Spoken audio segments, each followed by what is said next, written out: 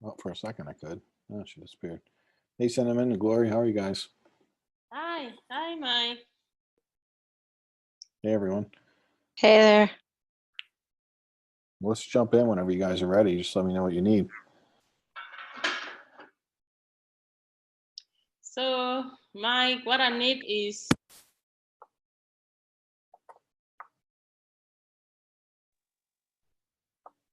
A new computer. Every time you start to talk, your volume goes out. I don't know what the heck is going on with that computer.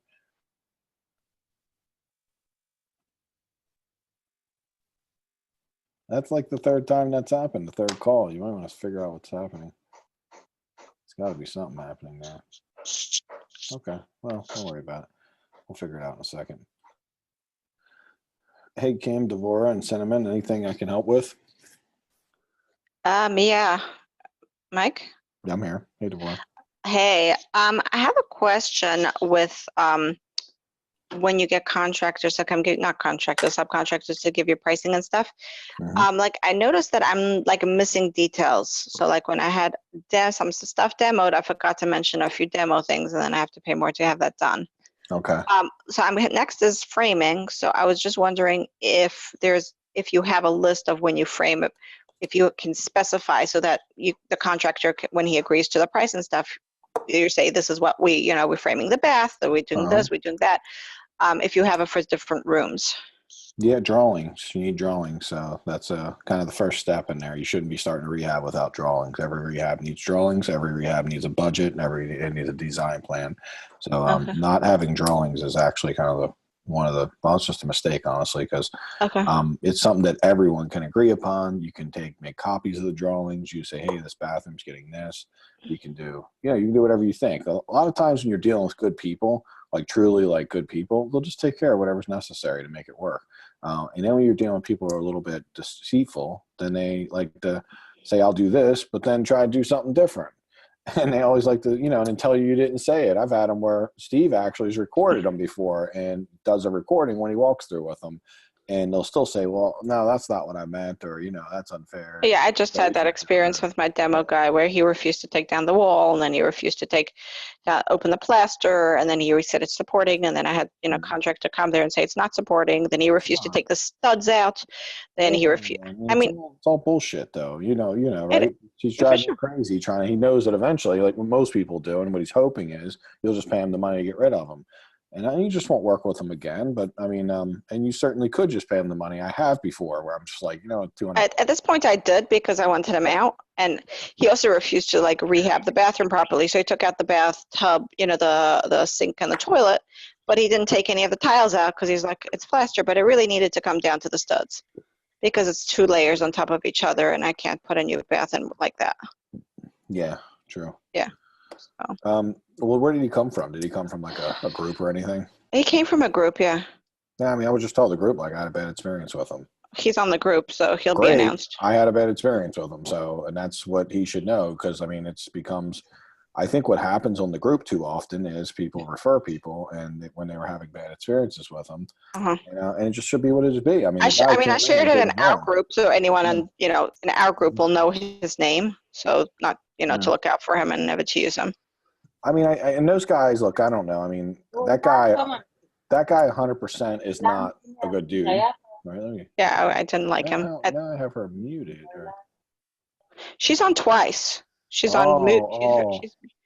She's mute. Oh, now she's muted both. Okay, there. Okay, all right. There's 2 of her. I was on the phone and the computer. Since the computer is not working, I'm sorry. Okay, got it. I got Glory and Glory Fontaine. All right, sorry, got it. That's why I was confused.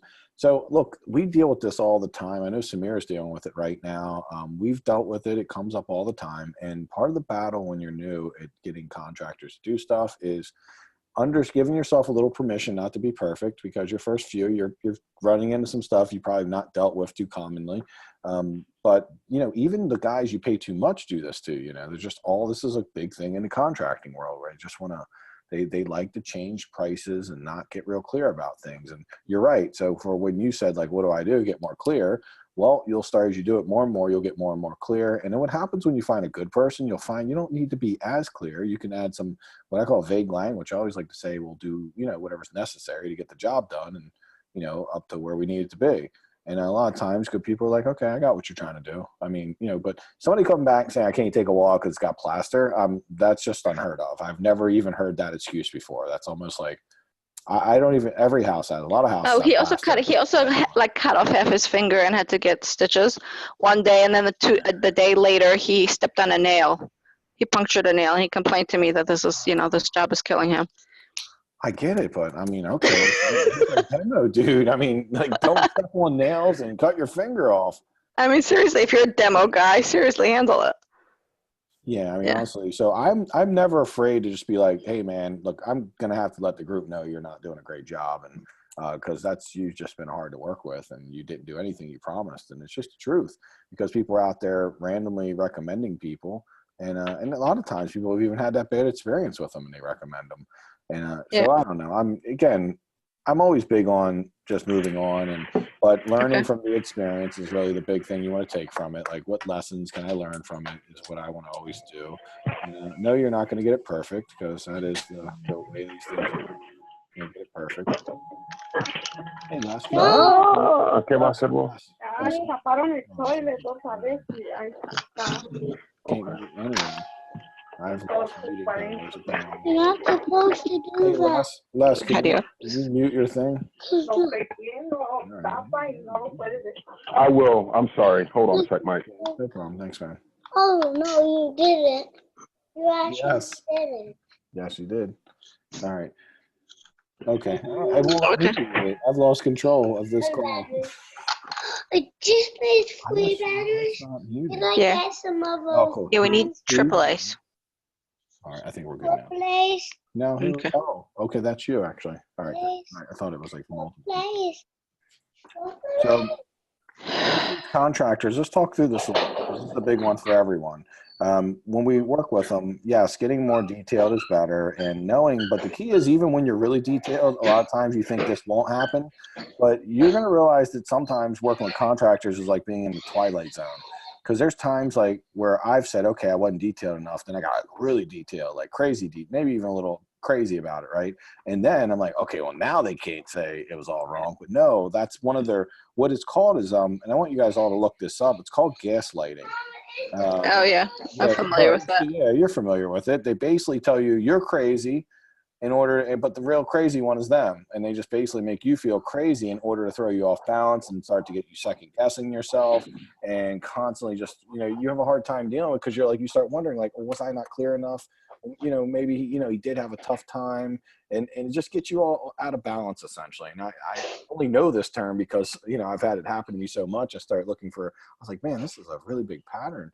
Like, I've had some people that tell me have done that, but I've also had a lot of contractors do it. It's very common. They just try to make you crazy. And I think another word for it's crazy making. Brene Brown calls it crazy making. And I think that's one thing they try to do too, is try to make you think you're crazy. But the reality is, you're not. Okay? I mean, you've been very fair. The price you're paying at $1,100 was actually a little high. And the fact that he's coming back and then trying to nickel and dime you and get more out of you, it's just someone trying to get paid for being consistent. And we're going to run into that. So, the good news is that when we're making mistakes now, part of being in this program is my job is to help you make mistakes that don't cost you tons and tons of money. Because some of the mistakes that, like, and Jay and John can tell you, like, they had a house went 70 or 80K over budget too. Ended up being like really big losers for them because of that. That's a big mistake.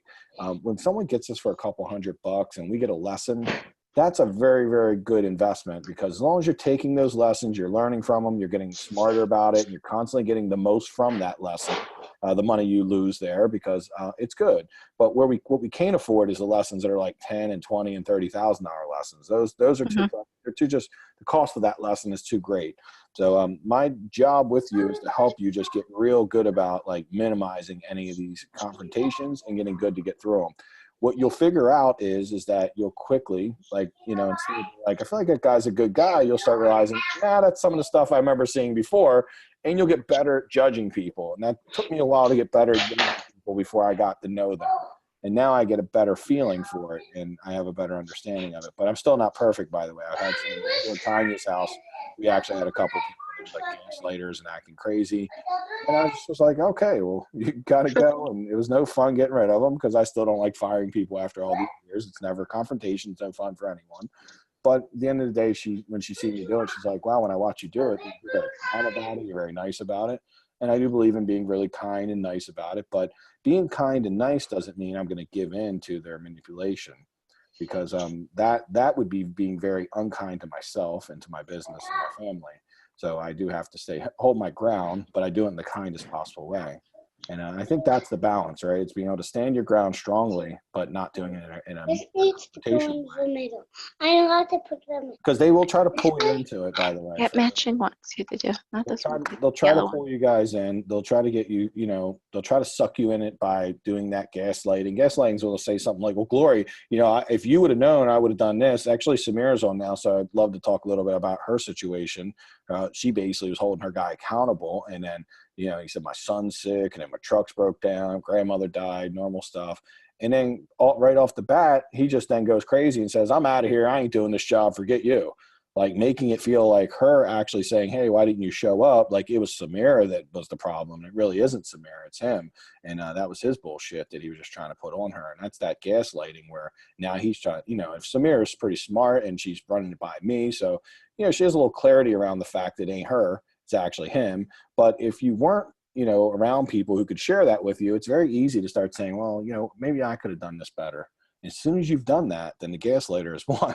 The gaslighter is won. So for everyone who's listening to this and is not familiar with gaslighting, actually look up what it's a psychological term and look it up.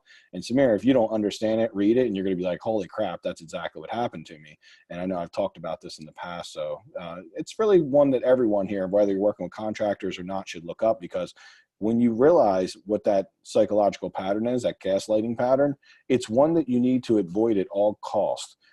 I've actually, even as I learned what gaslighting was, I had a few people in my life that were gaslighters, and I actually got them out of my life, because I'm in a really, really strong place where I believe that gaslighters are the bane of anyone's existence. So if you have gaslighters in your life, family members and stuff, they got to go. If you're married to one, oh God, that's hard. I was married to one a while back, and that's why I ended up divorced. And so was Tanya, by the way. It was interesting. I think part of how me and her bonded when we met was our exes were very similar in that manipulation tactic they were using. And that's how we both kind of gained and learned that, because we were like, holy crap, that's the same thing my ex did. And, it was like we had that in common and we got to talk about it. But we really started recognizing the pattern, more importantly. And what we love about each other is either one of us do that at all, because we kind of despise that behavior pattern. But it's really good to know what it is and just constantly learn more about it, because it's one of the hardest personalities I've ever encountered to deal with. And I don't know that when you're dealing with a gaslighter, I have a lot of good stuff I can teach you where I can show, okay, when you're dealing with someone that's a I or someone who's a C, right? Here's how you make shifts and things just start to work out. But gaslighters aren't very reasonable, and they're not based in reality. So they say things that are very non-reality based, and there's no reality where Samira did anything wrong for this guy to be angry at her, for him not showing up and then acting like a little punk, and being like a little baby. Totally, right? But he's trying to make it like she was being mean to him, and she wasn't. She was just being like, hey, he made promises, he didn't keep them. And there's no reality where, you tell someone you're going to be somewhere and you have the right to get angry at them for saying something. But, they will make that a reality, and they use that reality to start fights, because that's their manipulation. They start a fight with you. Then when you start fighting with someone, what happens is most of us don't like confrontation and we run from it. So if you guys have watched any of the webinars, or you've heard me talk about the rubber band method, where you stretch the rubber band out. Well, if someone's like creating tension all the time, it puts you in a very malleable place for you to start saying, geez, I just want that to go away. So, I'll just like leave them alone. I'm not going to talk to them about that. And next thing you know, you get afraid to like hold them accountable. You get afraid to say, hey man, I thought you were going to get done today, because you start knowing that every time you say something to them, it's going to be a big freaking problem. So when you're like a little busy, a little stressed out, you're like, man, I don't have time for that today. I'm just going to let them go. I'll check on them tomorrow. And then we start abdicating. We start saying, we start ignoring them and avoiding them because they're such a headache. And when I tell you this pattern, I've done it before. And some of the times I'm very good at keeping my composure, but there's been a few times I've lost my composure and like went a little bit crazy, is when like 2 months later after dealing with someone like that, I'd let them run wild. And I found out that there was just a bunch of bad stuff they did. And I got really angry, but the reality was I was angry at myself because I didn't stand up to them, because I allowed them to manipulate me into not wanting confrontation. And then I ignored them, and then they just took over and started like really sucking my business dry. And it was almost like I was avoiding the confrontation. So because who wants confrontation, right? I got a lot going on. I don't need to deal with that crap. But the problem is I let it go on in my business, and I also left them with like my uncle, my mom, and my family and everyone else to drive them crazy. So now I'm really big. Like if anyone has that behavior, I just fire them. Fired my own cousin, by the way. My cousin acted all crazy and did some stuff that was inappropriate, and I fired him instantly. Not easy because. Want to play catch? No.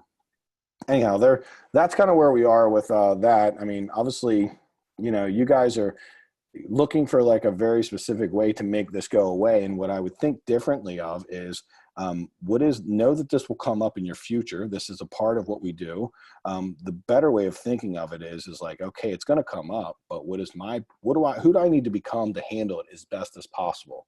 Because even Mike Green, after lots of experience and training and a lot of learning how to deal with people and, have fruitful conversations. I've read 3 books: Crucial Conversations, Critical Conversations, and Fierce Conversations, by the way. They're all really good books on how to have tough conversations. And even with all those books, I still have a hard time dealing with people that are crazy. And I'm like, wow, but I feel like I'm pretty well equipped, but dealing with crazy people is never easy. And there's no simple way to do it, but there's just the most, just using best practices is what we do. So like for Samira's situation right now, she, the best practice is to start getting a secondary person in, figure out how to, go to plan B as quick as possible. And I've already left a couple messages to help her out with Jason. Probably not going to call me back. It looks like he was going off the rails or something. I worked with him like a year ago for like 5 years, and he worked with us. He was never like the most reliable person, but he usually wasn't ripping anyone off. He always got done, obviously, because if he'd ripped us off once, he wouldn't have made it to another job. But also what I would say that we might have done slightly better is we never overpaid. So when we don't overpay, well, he kind of was always in a spot where he had to do our work, because if he didn't, and what happens with contractors, and this is, it's just an interesting thing to think about. What happens with them is they're usually working with, let's say they're working with 5 people. When they go down that list of the 5 people, they're going to look at the one who they're going to try to get everyone to overpay them, all 5 usually. That's just the way they roll. And maybe like 3 or 4 overpay them. And the 3 or 4 overpay them, guess what? They get put down on the totem pole because they've already overpaid. So in order to go to work for Samira, that's paid him a little too much. He actually has to take money out of his pocket. But when he looks at me, he sees Mike, oh, I can get a check from Mike because I got to go do work, but I'll get a check. But what they hate is when they have to come do work and they've actually already been paid. Because it feels they actually in their crazy brains think they're working for free. I've actually had them tell me like, I'm working for free right now. And I'm like, okay, well, what does that mean? You're working for free. I paid you the money we agreed upon. You got it a little ahead of time. And when they would get ahead of me, they'd actually tell me it's like, I'm working for free. And I'm like, that's a crazy way of thinking of it. But I was very thankful that they shared that crazy thought pattern, because now it gave me a glimpse into their crazy brains. And I realized, wow, they actually think that way. So I got to make sure I don't help them feel like they're working for free, because once they get the money, they feel like, oh, I already worked for that money. I already got you. Whatever you pay me, I must have already worked for. And they don't usually have a good understanding of what's what and what's real and what's possible. So our job is to stay ahead of them, so that if they were to decide to quit, then we'd be in a really powerful position. And we're just like, look, I understand if you want to quit, no problem. I'm going to get someone else to come finish. When that person gives me a price, if it's less than what I owe you, I'll pay you the difference. If it's more than what I owe you, then I'm not going to pay you any more. And then they're going to usually respond with like, well, I think you owe me $3,000 for the work I've done. Like, well, it doesn't matter what you think I owe you. Finish your job and I'll pay you what we agreed. Or if you're not going to finish your job, this is the rules. And it's very easy to have that conversation when we have their money. And 1 or 2 things happen. They either step up and finish their job. That happens sometimes. Or they go crazy and act stupid and we hire someone else. And I'm always really fair about it, by the way. So if I am going to give them the difference of what I pay someone else, I work really hard, obviously, to try to get that person finishing as cheap as possible, so I can hopefully give them some money, because it would be in my best interest to give them some money. And when I say best interest, not meaning it's right or wrong. It's just going to be easier, obviously, if I'm giving them some money. But do they ever agree on the money I give them? No. But when I'm not paying them ahead of time, then when people take these strong, outrageous positions, then I have some money to back me up on my side, because if you have none of their money, then it's kind of like you're just going to beg them. Few houses my uncle did in the last couple of years that didn't go so well were times when people got ahead of him and he ended up waiting on them. So it was kind of a situation like Samira's in with him right now, or Jason right now. His name's Jason. Jason Hagen is his name, by the way. We'll make sure we post it up for anyone not to mess with him. But Jason Hagen has got her to pay him a little too much, because it's HVAC's a little complicated to know what's what, right? She's learning about it. Even me, I have to be a little thoughtful of it because I don't totally understand it. But you got her to pay her a little too much, and now all of a sudden, if she was going to wait on him, he probably would come and finish. And honestly, I think you could get your $1,000 or $1,500, whatever he's ahead of you on. I think you could probably get that money, but the problem would be it might take you 5 weeks to get him back here to do it, and it probably just isn't worth that time and that lack of control to try to chase him around. And what Steve did, because he didn't want to come to me and say someone ripped us off for like $1,500 because he's very prideful, he just sat around, kept going, and listening to the bullshit and never. And then I'm like, why are we like nothing getting done? He's like, well, I'm waiting on this one person. And so what I come in and say, well, hold on, what's happened? It means you overpaid them, right? I think it's the first thing I said to Samira. Usually when people go crazy, they're always overpaid. It's just a really thing. I have never seen anybody underpaid go crazy. Usually it's the weird thing that keeps them intact.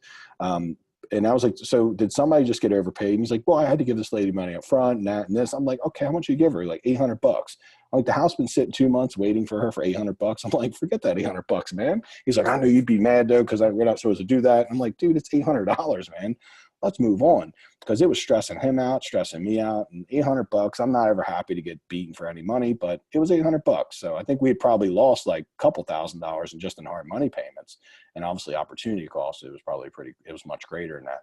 So in this business, we're looking to find good people, but we don't find them easily. So, and they're not, like Jason apparently talks a good game. I know he's always been pretty good with his word before, but she just showed me a Facebook post where it looks like the dude's going off the rails a little bit and like potentially is having some kind of change in his life. And I don't know if it's drugs, alcohol, depression. I don't know. It's always something. You just never know what it might be. So, but not overpaying them, what happens is, and this is what I've seen when I don't overpay them, is that they'll be like, I've actually had where people come to me and they'll be like, Mike, that guy's awful. You work with him? And then another person, oh, that guy's awful. He's ripped me off for this. And then guess who's not getting ripped off? He's ripping everyone else off because they allowed him to do it. And with me, I'm like hearing everyone else tell me. So I'm usually get to know without losing the money, which is pretty awesome, because I'm hearing everybody else tell me he's going crazy. So then I go to Steve and I'm like, listen, this guy's going crazy. Everyone's saying he's ripping them off. So listen, make sure, just stop using them after this job. And we do. And we very much get lucky because we can hear other people, because they go down the list, right? They look at it like, well, who can I get over on? And I've seen them, like, I've never had Jason get over on me ever. I think he's had a few times where he didn't do what he said, because that's kind of common, but never to the point of like, being as crazy as he was with Samira today. And completely not your fault, Samira, just so you know, like totally him trying to make you feel like you did something wrong, and you're totally not wrong. Just aren't, by the way, based on what I'm seeing. And I mean, I'm just, going off my experience, because I did work with the guy for about 5 years. But another thing, I actually, some advice, and you don't mind me sharing some of the advice I gave you, Samira, do you? Okay, no, I think it's a no. So basically another piece of advice I gave her was, whoever I recommend to any of you guys, often I'm just getting people I've worked with before. I'll tell you if it's someone like, now they're really good. I mean, and you're good to go, but I rarely ever say that about even my mom, because the reason I don't like saying, hey, this person's good, you can trust them, is because usually when I've heard big stories of being ripped off, like from like a really big standpoint where someone's gotten you for like 30 to 50,000 bucks, it always starts with, I really trusted that person. So I really, and I come from the hood a little bit. So, I mean, being in the projects, you don't trust a lot of people. So maybe I was gifted with that from growing up the way I did, that I don't trust easily. However, with that being said, I do eventually trust. So, I mean, and then somebody's best chance to rip me off for some money is once they've worked with me for like a year and they've done really well. Because, then we get a little looser with them. Steve, same thing. When he gets, working with people, he's more trusting. And my cousin worked with us for like 2 years and then started stealing stuff, and we didn't even see it until we caught him. And we were really surprised about it because he hadn't done that. And then I fired him instantly because I know when someone steals, like that's a character thing. You know, either you're a thief or you're not a thief. You don't just steal and decide not to do it again. And it means he probably was doing a lot more than the time we caught him too. So, you know, I never keep anyone that steals. But the point I was making is when you get people that are, you know, this way where they're, you know, going to not do what they say and not, it takes some time to get through these people and find them. And anyone I refer to you or anyone refers to you, take it with a grain of salt, treat them the same way, have a process that you use and use that process on anyone, no matter like if some great rehabber on the Baltimore Investors Network says, no, he's the guy, he's the man, he's going to do this and that. I've seen some referrals on there where like, I know someone for Devore, it was like, you know, this roofing guy is the man. He came in at 10K. And I mean, I know a lot of people have told me he's the man. I even tried him once and his price was outrageous. So apparently some of these recommendations come kind of loose. So, and, you know, maybe he's the man with that person or maybe not with you for whatever reason. I just don't know. So I make it my business to run everything the same. I've actually had people I know and trust, and I do the same paperwork with them that I do with the people that I don't trust at all. Just because once you have a system, you should follow it and, you know, then just use it on everyone, because if you use it for some and not the others, it gives you the window to say, yeah, I kind of trust that person. Let's take the easy way. You know, I don't have to do as much paperwork, and paperwork's not my big thing, by the way. I don't care about paperwork. I care more about money being given to them, because I could have no paperwork if money's not given to them. And then, because as long as I got their money, and I think Devore actually had this person's money, or was in a pretty good spot money wise, but that person was so angry and crazy. She was just like, a couple $100, not really worth me stressing out about. And I agree, by the way, with her. A lot of times a couple $100 is not worth stressing out about, and it just isn't. But what I would say too, though, is there's going to take a little bit of standing up to these guys or women, whatever they are, these contractors essentially. And once you've stood up to them a few times and you've fought your fight, win or lose, there's going to be this inner confidence that you gain, and there's going to start to be this confidence that you talk with over a few times of dealing with them and handling some of these confrontations. So the good thing that comes out of these battles, even though they feel like they have no good to them, is that your inner confidence to deal with this gets stronger and stronger every time you deal with it. And what I found is that after I dealt with it for the first 6 months to a year, I started talking to people in a way that started making it not happen. So I started speaking like someone that was confident, and I stopped being, you ever hear like, I've heard stories of like women being raped like 4 times in their life. And rape is a very rare thing to happen. And they talk a lot about from a psychology that some people just exude this victimness, like, and not saying that I'm giving any, like it's the woman's fault, but you know, there's certain people get ripped off all the time. And they've, you know, and these predators know victims, like they can smell it. They even talk about like serial killers, like can smell a victim like a mile away. They just know. It's crazy. And contractors are very much like this. You have to learn not to be a victim with them, because as they sense that, they tend to take shots at you, and they tend to be a little bit hardcore. And again, I'm not saying you need to be a big tough person. You just need to, you know, when your willingness to stand your ground often will deter a lot of needing to stand your ground. Much like if someone gets really good at martial arts or something. Well, I did martial arts for a couple years with my brother, and we fought every day doing mixed martial arts, and I was doing it to lose weight, but I never got in a fight after that. Like no one, and it wasn't because I was like this super tough guy, but I had a confidence that probably didn't attract people to want to pick on me. Well, probably a fact I'm like 6'1" and 240 pounds too. But sometimes, you know, I've had people try to fight me. They're very small. They're just crazy. And they just want to fight the fight. But when they know that you're willing to fight and you're willing to take that, they often just like, they look at you and say, let me go over to this person who's exuding weakness. Because it is a thing. It's what bullies do. They look for weaker people and they try to do that. And some of these contractors are really bullies. And that's kind of, and I hate we're going back to like schoolyard tactics, but it really is the case. So your willingness to stand up to them a few times and do it whenever you feel comfortable, but know there will need to be a fight. Great example for you, Samira, obviously, is when you stood up to Shady Mike. There's a definite confidence in you that when someone tries to take advantage of you and not honor their deal, there's a different confidence in you that you have now that you would not have had if you had not taken that path, by the way. So, you know, I don't always like to fight in those situations, but I love that you did, because I think in the future, there'll be a lot of times that people don't try to take advantage of you, because you're going to look at them in a way like, I wouldn't do that. right? I'm not gonna, I will take action. And it's the same thing for me. Like I don't take action often, but when people look at me, they know I'm not joking. And I'm like very strict, like I will follow through with this. I will follow through. Like if it, in good principle, I will follow through if you're wrong. And I don't ever have to deal with that much, thank God, because I don't like that stuff either. But when I do, I think it's about deterring it, right? We want to deter it by being willing to fight it if necessary. What I don't believe in is fighting everyone just to fight them, and being confrontational and being a big headache. And I don't know anyone in the group that's that way, by the way. So I'm not saying that about anyone here. But I have met people like that in my life. My first mentor is that way. He gets in 5 lawsuits a year. So it's just not a fruitful way to do business. I'm only talking about that inner strength so that we don't have to fight in the future. The willingness to lose to win. You guys have ever heard that? That flows, if not from contractors, but it also flows into talking with people, motivated sellers. When we're talking with them in a way where we're not fearful of them getting angry at us, then we tend to be able to talk to them with a little more freedom. And that freedom helps build rapport with them and helps them want to work with us and trust us because we can talk more authentically and we can be more straight to the point. And that makes them think, oh, okay, these people are pretty honest. I like them, so yeah, our own crap often is what sabotages us. So yeah, I wanted to give you guys that lesson. I hope that was helpful and you guys found some value in it.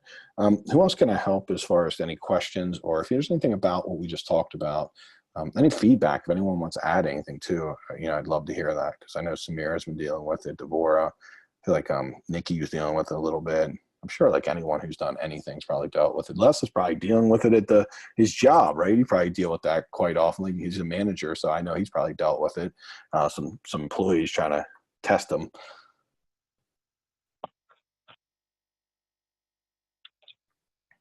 Hey, Cinnamon. Just a quick question. It's not about the contractor, Mm-hmm. but we were just discussing if when you get what is that? Like a permit. So say for instance you do the electric and you put the walls up and stuff like that, and then they come out to inspect it, but you already put the walls up. Do they make you take down things to inspect it, or they just like, oh, you did it already? Well, okay, there's 2 scenarios here. One would be like you actually pulled the permits and you were supposed to get the rough-in permit and then you just put the walls up. They would probably make you take them down because you just skipped a step. So they need to inspect it before you close it up. They want to see what it looks like. That's actually what most permits are, is the rough-in part where, the walls are out and they get to see how the electrics ran and the plumbing and the HVAC. That's where most of your permits are. Once you pass that rough-in, they give you the okay to close things up. Well, they kind of don't come back. They come back for like a final, but that's a very loose, kind of easy to pass, not a big deal. The rough ends is the hard part when you're pulling permits. But now let's pretend you didn't pull permits and you got busted, and they come in at the end of the job and you already got sheetrock up and all that.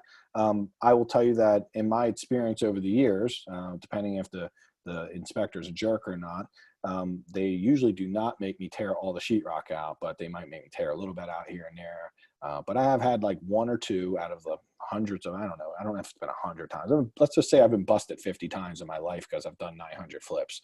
Well, in those 50 times, I've had like 1 or 2 make me like tear all the sheetrock out and get all crazy with it. Most of the time, they're just like, oh man, just do this, and this. And I end up in better off than I should be because they just, you just work with them and, they just want to get you up to par essentially and make sure you haven't done anything too crazy.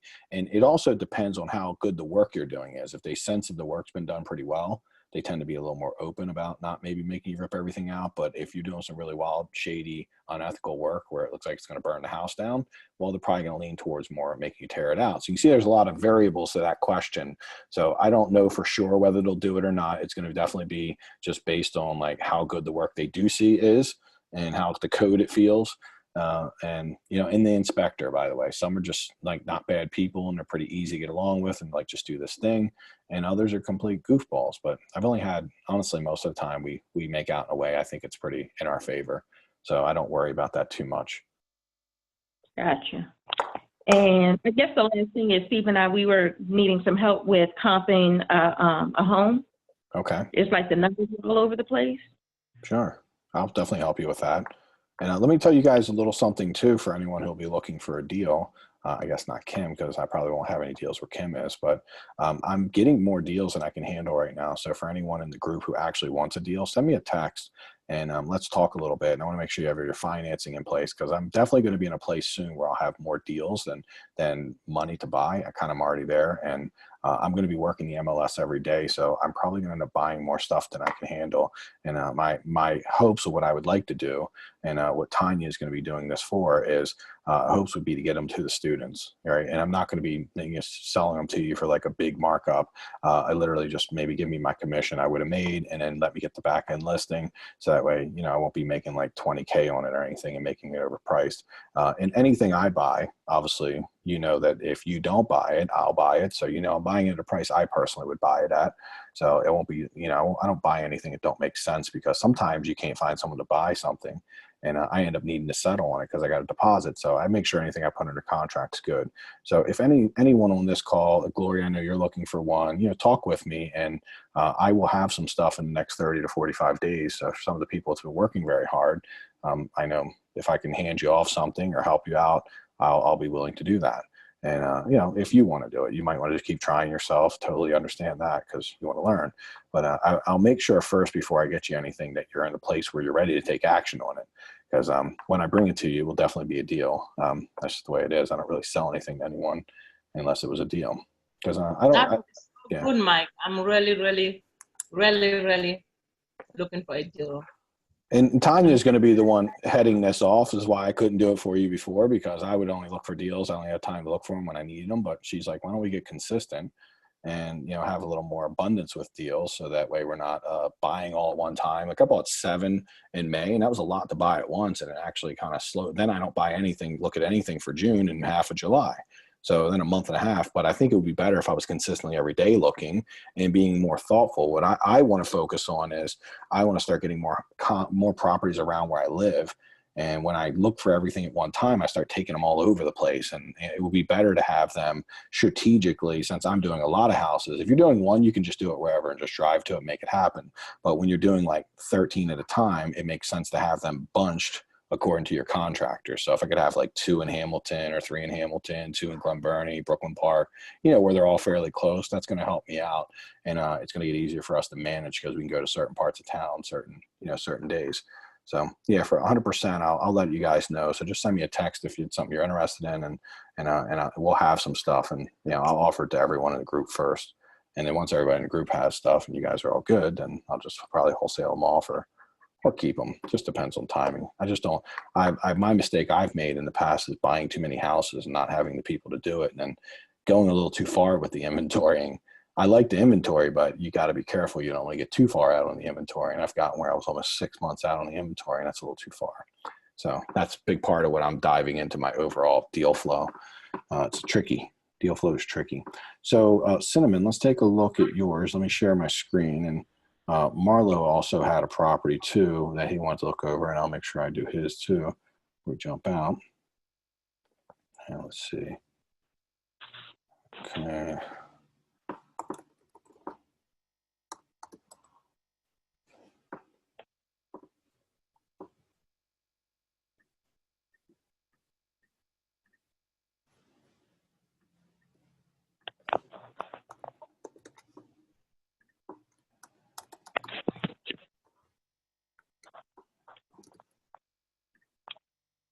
So did you send me any kind of details, or like to an email? No. Tell me a little bit about, give me a rundown of what you know right now, what you're thinking, just so that way I can get a feel for where you are and be able to give you feedback too. So like, what do you think if you had to guess based on the information you have, what do you think the ARV is? Mike, let me jump in. All right, so they're asking 75. It's in the city, North Carolina Street. But I keep having issues with these city houses, because you go a block up, it's this, you go a block down, it's this, you go a block over. So I'm thinking 75,000. There's really no pictures, but I did the rehab estimator, and we're looking at probably about 45,000. But we see stuff that's selling for 260. We see stuff that's selling for 199. But the thing that gets me is stuff's been on the market for 250 days, and I know those aren't comps that we typically look at. Yeah, not good. I was gonna actually try to go look at it this afternoon or this evening, but I don't even know if it's worth the time. So that's why I was like, let me run it past you on the call. Yeah, probably not based on what I know about that street. It's super tricky. So I understand why you're struggling. So essentially what you're probably seeing is there's these certain little blocks in the city that are awful. However, there's some like renovators slash developers who just build some stuff up on that street and then just let it sit forever until someone buys it and buys just on a crappy street. And then once one person buys, it's kind of like a new home development. Once one person buys and they're like, oh, okay, cool. More people try to buy, but not everyone's fully convinced at the 250 price. And so they're almost like they're creating their own market. When I've done stuff on blocks where people have essentially created their own market, it's very hard for me to get the same results as them because they're almost marketing and building out stuff specifically for like a certain type of person. My experience of what I know, and I'll look at it again with you of that street, is that that's a lot of what's happening there. And that's why you're seeing some at 199, some at 260, and they're all like 250 days on the market. It's just a game that they're playing that makes almost no sense for someone who's actually trying to run a predictable business. So I remember looking at that street about 6 months or 8 months ago, and I think it was Rehab maybe brought me something, and it was like the comps were just crazy. And I did see some 260s, but they were beautiful and they were on a very specific block. And then literally, if you were just on the next block, it was like 200, and if you're on the next block, it was like 100 at max, right, or 80. And it was like, so it's really a rough area and it's very all over the place. But the one thing that was very consistent was days on market were outrageous. And so we just decided like, okay, this might be a pass. And let's take a look at it though, and see if I'm pretty sure I'm right, but I mean, I could be wrong. So I always like to double check my beliefs because I remember looking at this and I have a pretty good memory around it. So tell me the address. We'll just go 0.4 and what's the address? So it's 1507 North Caroline Street.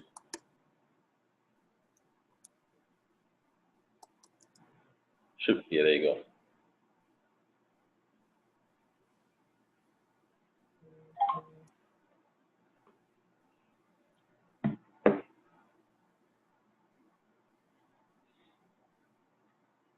I got a feeling, well, here's one for 290, but you know what's gonna come down to, right?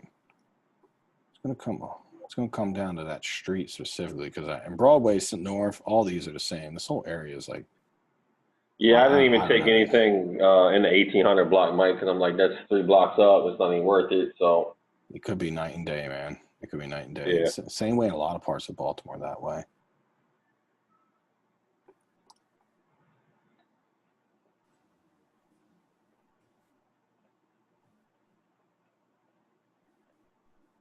You know what? What's the zip code by any chance? Yeah, it's hold on, give me 1 second, Mike. 72117. 21213, I believe. 21213. Yeah. 3? Oh, okay, yeah. That area's bad.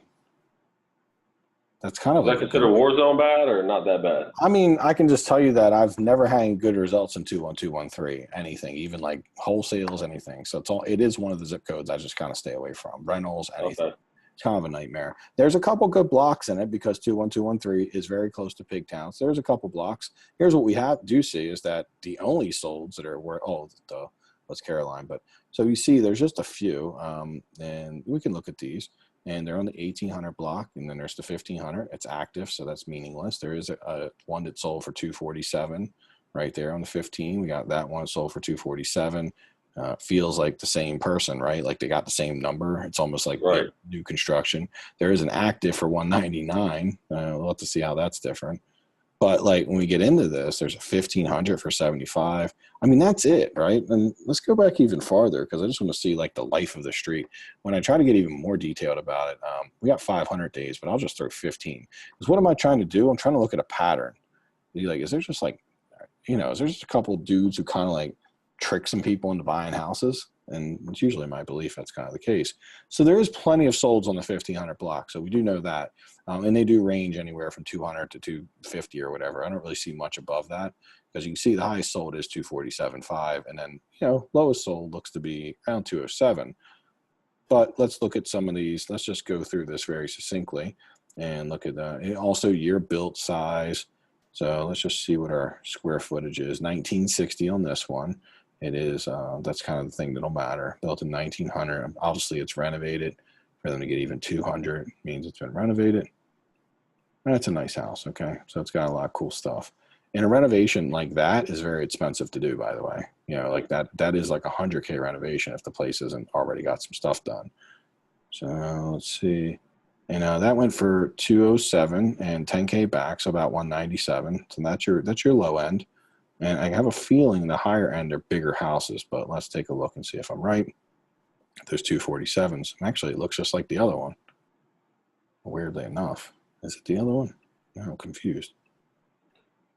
Okay. Yeah, it kind of looks weirdly like the other house. Yeah, so we're going to look into some more detail and see. Yeah, so these aren't done all that well either. All over Broadway. So square footage estimate, not here yet. Not missing it. Okay, not in there. Concession amount, $24,000, by the way. That's interesting. 600 days on the market, but the 22 is what actually matters. So I think this is some weird stuff where they might have been trying to market it while they were, might have been when they were trying to market it while they were renovating. So this might have been like I don't know. So it might have only been 22 days, but they ended up getting about, let's call this 220, and I guess it was 20 some days on the market. And eligible for 17K Hopkins grant. So they're using like all these grants and all this crazy CHAP credit stuff. They're basically like kind of fluffing the price up in order to get a high price because people just buy based on payment. So they're doing some wild stuff to make that work. And we get to this 41. Take a look at that. It's an end unit, 7 bedrooms, 3 baths. That's interesting. And then these have square footage on them. That's another thing, Mike. I wasn't sure of the square footage either. I couldn't find it. Oh, this is a 4-unit building, so you can throw that one out because that's just a different kind of deal. 12.5, but it's a 4-unit building. Took 370 days to sell, so that one could be eliminated. So now we're really just talking about this one, and then we come to here. This is 225. This is all probably the same developer, right? Because every house we pull up looks the same. It's like deja vu. Like it looks like the exact same house we just looked at. They're using the same cabinets, the same look, everything. I have a feeling these are all owned and done by the same person. And it's like, I mean, what happens with someone like this when they're selling these houses is this person is legitimately, its niche is this one block of this street or, this street. And what they're probably doing is just marketing and creating almost like a personal relationship and saying, hey, I can get you in the house right here. You're close to Hopkins, close to your work. They're probably just making some magic happen. I have a feeling if you were to go on the market and try to do what they're doing, you probably would not get the result. And the reason I believe that's kind of true is because, well, no one else has done it, but like the same people seem to be like same people doing it. I mean, but they are getting a better number, but look at these days. Jeez, crazy days. So I don't know. I personally, let's see, you got, and what block is yours on? Is yours 1500? Yeah, 1507. Do you know how many square foot yours is? I don't. I saw 939, but it's a 5.2. I'm like, Has it got 3 stories like this or 2? It does. It's 3. Okay, so it's got to be more than 939. I agree. All right, something going on with that. That's 1900. Again, most of these are running like 1900 when they're getting a good number. They all do look alike, though, surprisingly. Very interesting. So that's Caroline. And on the bottom end, and let's just get into the 1500s on the bottom end. They're picking that one up for 35, right? And they picked that one up, North Carolina for 58. That one, I think we've seen that one, 65 under contract. 15's active for 75. Is that you? That's the one, yes. Oh, cool. So, yeah, let's see what it says. Okay, you might have been like, so it's 5.2, so it's definitely one of the bigger ones. My guess is the size is definitely probably. Let's see what the overall condition is. Oh, 1 of 1. I can't tell. I only have that one picture. Yeah, that's the other thing. Well, when you say so I don't really know what condition it's in or how much work it needs, but it has window units hanging out, so I'm assuming it probably needs like a full renovation. Google Drive folder. Let's just see. All right, wants to give us a Google Drive folder. It's kind of cool. Let's hit that and see what happens. Plus, you're buying from these wholesalers. Usually the deal don't make sense, but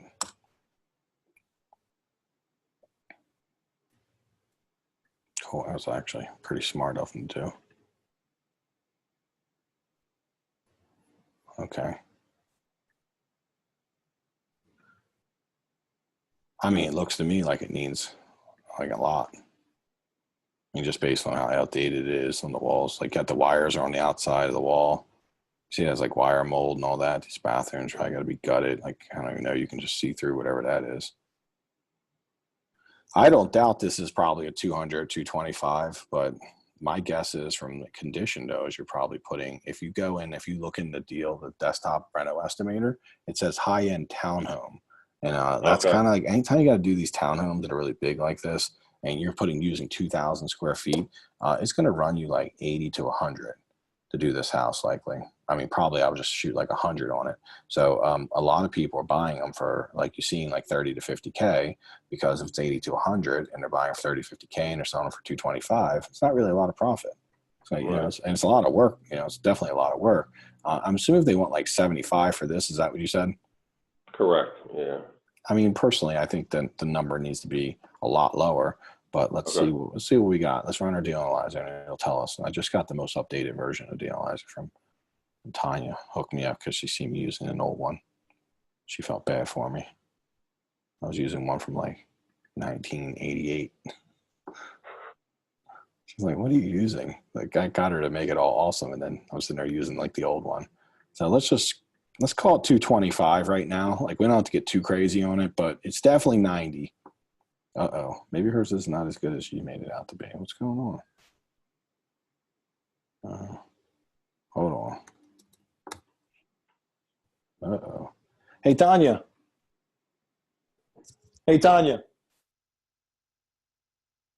Hey, Tanya. Okay, let me text her and tell her. She blew my deal analyzer up. It's not, I'm assuming it's not good, though. You guys probably know, right? Yeah, well, that's the first time I've seen pictures of the inside too, Mike. That's why I wanted to go see it, because I only saw the one picture. So I was like, I have no idea, but assume that it's always going to be a lot, because the only way it wouldn't be a lot is if someone really took and put a lot of money and fixed it up. Like I have had ones like I bought ones in that area where I only had to put say like 40 or 50 into them because but somebody, it almost looked renovated and I still had to put 40 or 50 into them. Like someone actually maybe like 7 years ago did a renovation, and then after them beating it up and some of the renovation work wasn't that great that I had to fix, I'm still 40, 50 in, but because they're very old, you can see, I think they're built in 1900. So if they haven't been renovated, then you kind of have to just do it all. And, you're definitely up there in price. I don't know. Let me grab her real quick. I hear her, but she don't hear me. 1 second. I'll be back, guys. Hey, can you fix my deal analyzer? It's not working. The one deal analyzer you gave me, it ain't working for some reason. Let me show you real quick. I'm going to talk with them, but when I put it in, it says name. So. Oh, because you're not supposed to change that. I told you. I got to change the estimated repair costs in the ARV, right? Yeah, I didn't touch anything else. It just was audit fill. You changed. Did you do something here? No, I didn't go anywhere. Oh. I just put in those two, and then it just came up name. What did you change this? That, and then I got to change those two. All right, I'll let her mess with that. But basically, I'm sure when the deal analyzer is working, we'll figure out the details of like what we should pay. And I'm assuming it's probably a lot less than what they're looking at. And obviously, the wholesalers are going to use the big, stupid comps of like 250 because that's what they do. A guy called me yesterday. All right, don't worry about it. We'll get it. Just, whenever you get a chance. But he basically, tried to give me the big, stupid comps of like 280. And then I comped it. And I was like, there's just like no 280s on that street. And he basically pulled the comps off the busy street that were like 280. And then on his street, there was stuff all day long for 230. And it was like, it's normal. They intentionally don't get detailed about this because, see, for them, it actually don't make sense to get really detailed because they want to just show you some fluffy numbers and, somebody will buy them. I went to an auction today that I would have paid 87 for, and some dude bought it for 129.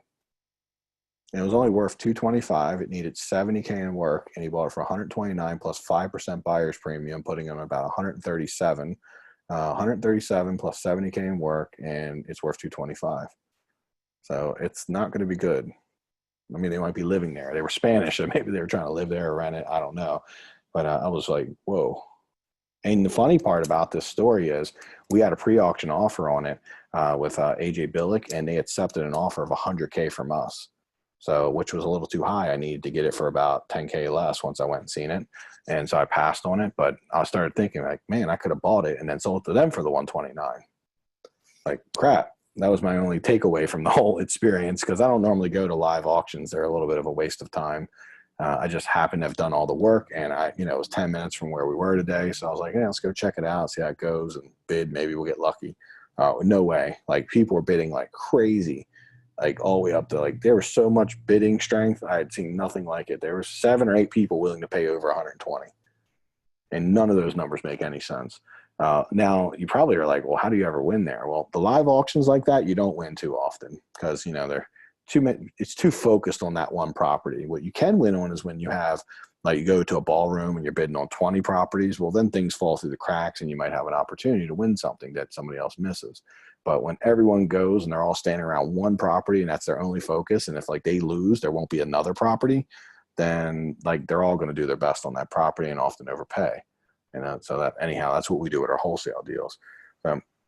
Yeah, I'm thinking on that one particularly, I would, that street for me feels a little scary. Number one, as far as the comps, because they could be comps that are being made by whoever that developer is who's doing those houses on the street.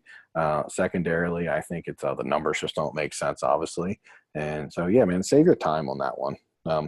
I will give you guys a good little, I got a deal yesterday. We hadn't searched the MLS. I'll share a story with you yesterday. We hadn't searched the MLS since back end of May. When I told you guys we got all these deals, we had to chill out for a bit because we got too many deals. And we, other than Delonte, searched recently. And then we got that one we told you about where we looked at it and got that Saturday deal. But then we had a deal. So like for a couple of weeks, we hadn't searched again. So yesterday, Tanya was like, show me how to do a search. And I showed her how to do a search, and we looked at close to 200 properties, and I found 13 that look reasonable. And I decided, okay, I got to pick the one out of 13 that looks the best. And there was one that was really low priced. And I was like, yeah, I could probably offer over a list on that. And I basically got on the phone with the realtor and said, hey, if we get you a really strong offer on it, would you write for us? Tanya was able to convince him to write for us. And he put in the offer, and he basically got us a decision that night. And so yesterday, 12 o'clock, we seen it. We went out, looked at it at 2. He had the offer in at 4, and he accepted it at 7. And we paid $76,100, and it was listed at $50K. Worth 210, needs 65 in work. So there's the numbers. Pretty solid deal. Probably makes 30, 35,000. It's a Brooklyn Park too, which I like. Kind of my area. I love, close to home for us. But the speed was of the essence on that one too. Just like that other Brooklyn Park story. Apparently, you guys probably think there's a lot of deals in Brooklyn Park. There's actually not. That's why I was very excited when I got them. There's virtually not a lot of opportunity there, but got very lucky yesterday. Key though was that if I would have taken, this is what I actually videoed it too. So if you guys want to see the video, I did video me doing exactly what I just told you. So you can get a feel for how I went through. And I think it's about a 15-20 minute video. And I'll share it with the group if you guys want. I'm assuming you do. And because I was videoing as training for Tanya. And the key to what I was explaining to her was, we have 12 properties, but if we put all of our energy into all 12 properties, we will miss the really good one that is our best opportunity. And there was only one of those 12 that was a very good opportunity. And so what I was able to kind of come by yesterday, I'm always, as I teach this, and the more I do it, the more I teach it, I'm able to clarify how it works and at a higher level. And what I realized yesterday was that I had to make a choice, right? Being a decision maker is not easy. And I had to be a decision maker yesterday and decide like what of the 13 or 12, or it was like 11, 12, 13 properties. You'll see if you watch the video, but which one is most important. So that way, and then once we're done with that one, like say we call the guy and he's like, yeah, we're going to look at all offers for 14 days. And, and then we'll let you know. I would have been like, cool, let me look at the second best one. Because no rush, right? It's not time sensitive. But when she got on the phone, he's like, I'll write for you and I probably can get it through because it's a divorce situation. Well, then I'm like, crap, I didn't look at any of the other 13. I got my car and went and seen it. And, I was able to make a few decisions that led to getting the deal all in one, all within a few hour period. And if you guys work, you could do it in the evenings and it would have been the same result, by the way. But I was very fortunate that when we seen it, he's like, yeah, we're probably going to make a decision tonight. So if you can get something in, I'll see what we can do. And he told me we won it yesterday, and we went and sent the deposit this morning. And I think we got a very good deal. I'm very happy to have it. The basic thing I was telling her is that, like, we have to be able to decide to let some stuff loose. We have to be able to lose to win, right? We can't worry about every single property because there's just too many of them often. But the key to that one, why I call that a 5-star prospect, was that one was at 50. And I knew that regardless of, I was thinking I could be as high as 100, but I knew I'd be somewhere between 60 to 100, based on the pictures. And I know that's a loose range, but all those numbers are well over 50. So with that being said, I knew my number was going to come in a lot higher than the list price. And he told me you're going to have to be higher in list. We're already well over list. I'm like, okay, got it. I get that. I understand why you'd be over list with this. And so we got that number and it worked very well. But he pushed us through too, by the way. He did tell us after the fact that we weren't the highest offer, but he trusted us. Right? It's weird how when they write the offer for us and they get 2 commissions, they trust us. So you want to be trusted, right? That's the fastest way to be trusted is if there's an ulterior motive for trusting you. But I am a trustworthy guy. So I am that. Sorry, go ahead, man. Hey, Mike, quick question. Was that Hilltop? It was Hilltop, yeah. You beat us to it. Well, you know what he did too, by the way, which I would tell you was a very, very lucky thing. I went back an hour later to look at it online, just to look at the details. He took it off the market. He just it was withdrawn or something. I don't know what he did with it, but we couldn't even find it anymore. Luckily it had already gotten the lockbox and everything, but he had taken it off the market. Crazy 5-6 hours because he knew he was going to accept something, right? They had stuff in hand. They were going to accept something. So I think he just took it off the market so he'd stop getting too many calls. It was totally fortunate, by the way. Very fortunate. And honestly, even if you guys would have been there, you would have missed it either way because they made a decision at 5:00 yesterday. So if you weren't going to get out and get him on your team and get that offer in front of him, he even stopped accepting offers around 12 or 1, I think. Roughly around 1. I looked at it 1:30 and I couldn't find it on the MLS anymore. So yeah, it was one of those, and I don't know how many days, it was already 3 days on the market. Remember I tell you 3 days is kind of, if you'd seen it 3 days ago, you would have been in a better position, but I hadn't looked in a couple weeks, so I only seen it. So I was very fortunate, but the key to the story is that when I did see it is how I reacted. Right. So your willingness to go see this property is actually the reason you don't have time to see Hilltop, if that makes sense. You almost have to learn to say, you know what, I'm not seeing that junky property that's on a weird street, weird comps. If you can't figure the comps out, well, that's for a reason, because the comps are probably not really there or are very consistent.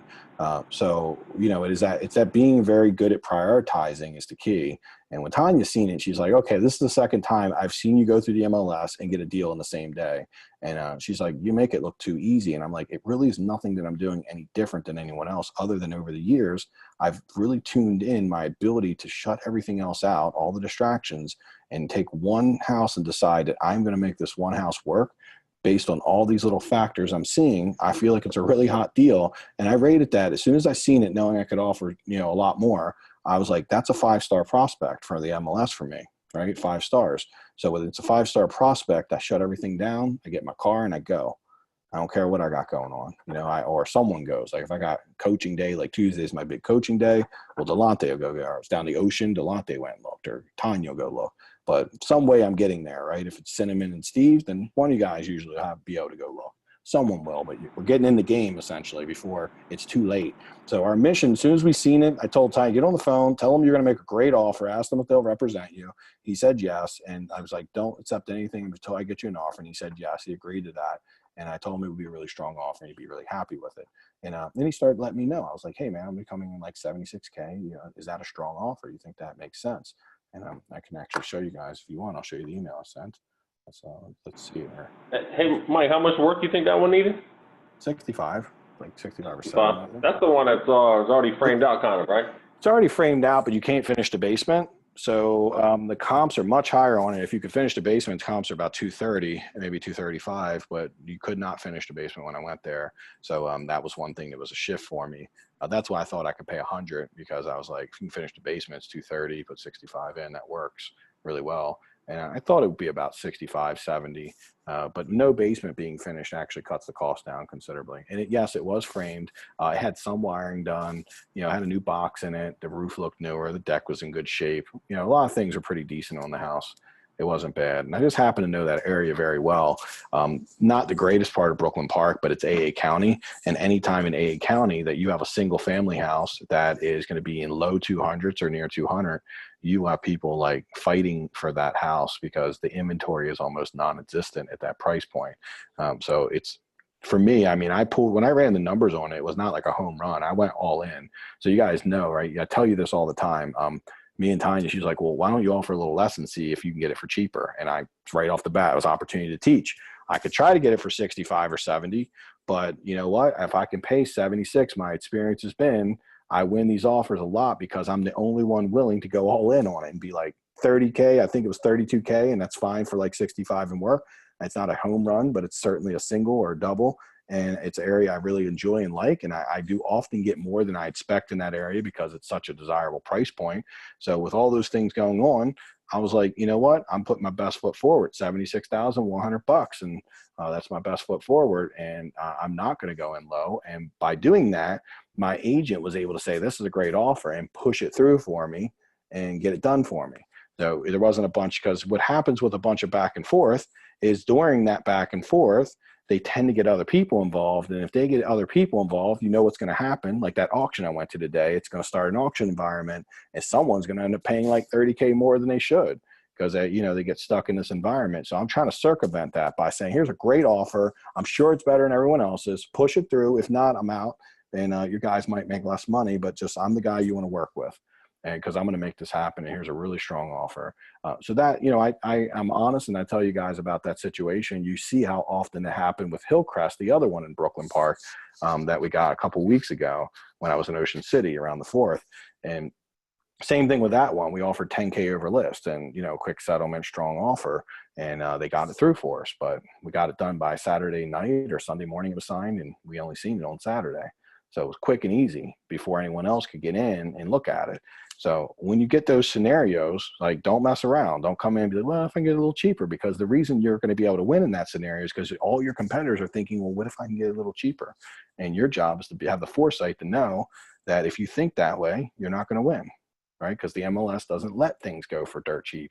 I'm not going to tell you any stories about how I made 90K on a flip that I got from the MLS, within reason. If it was $1 million property, maybe, but but for, first time home buyer property, if we can knock out 25 to 35K in profit on a house that we think is a safe ARV, safe renovation cost, and not like that Broadway where that renovation, I don't know. I think it's unsafe. The number, it's going to be a lot of risk in it, but the ARV is all over the place. You're totally right.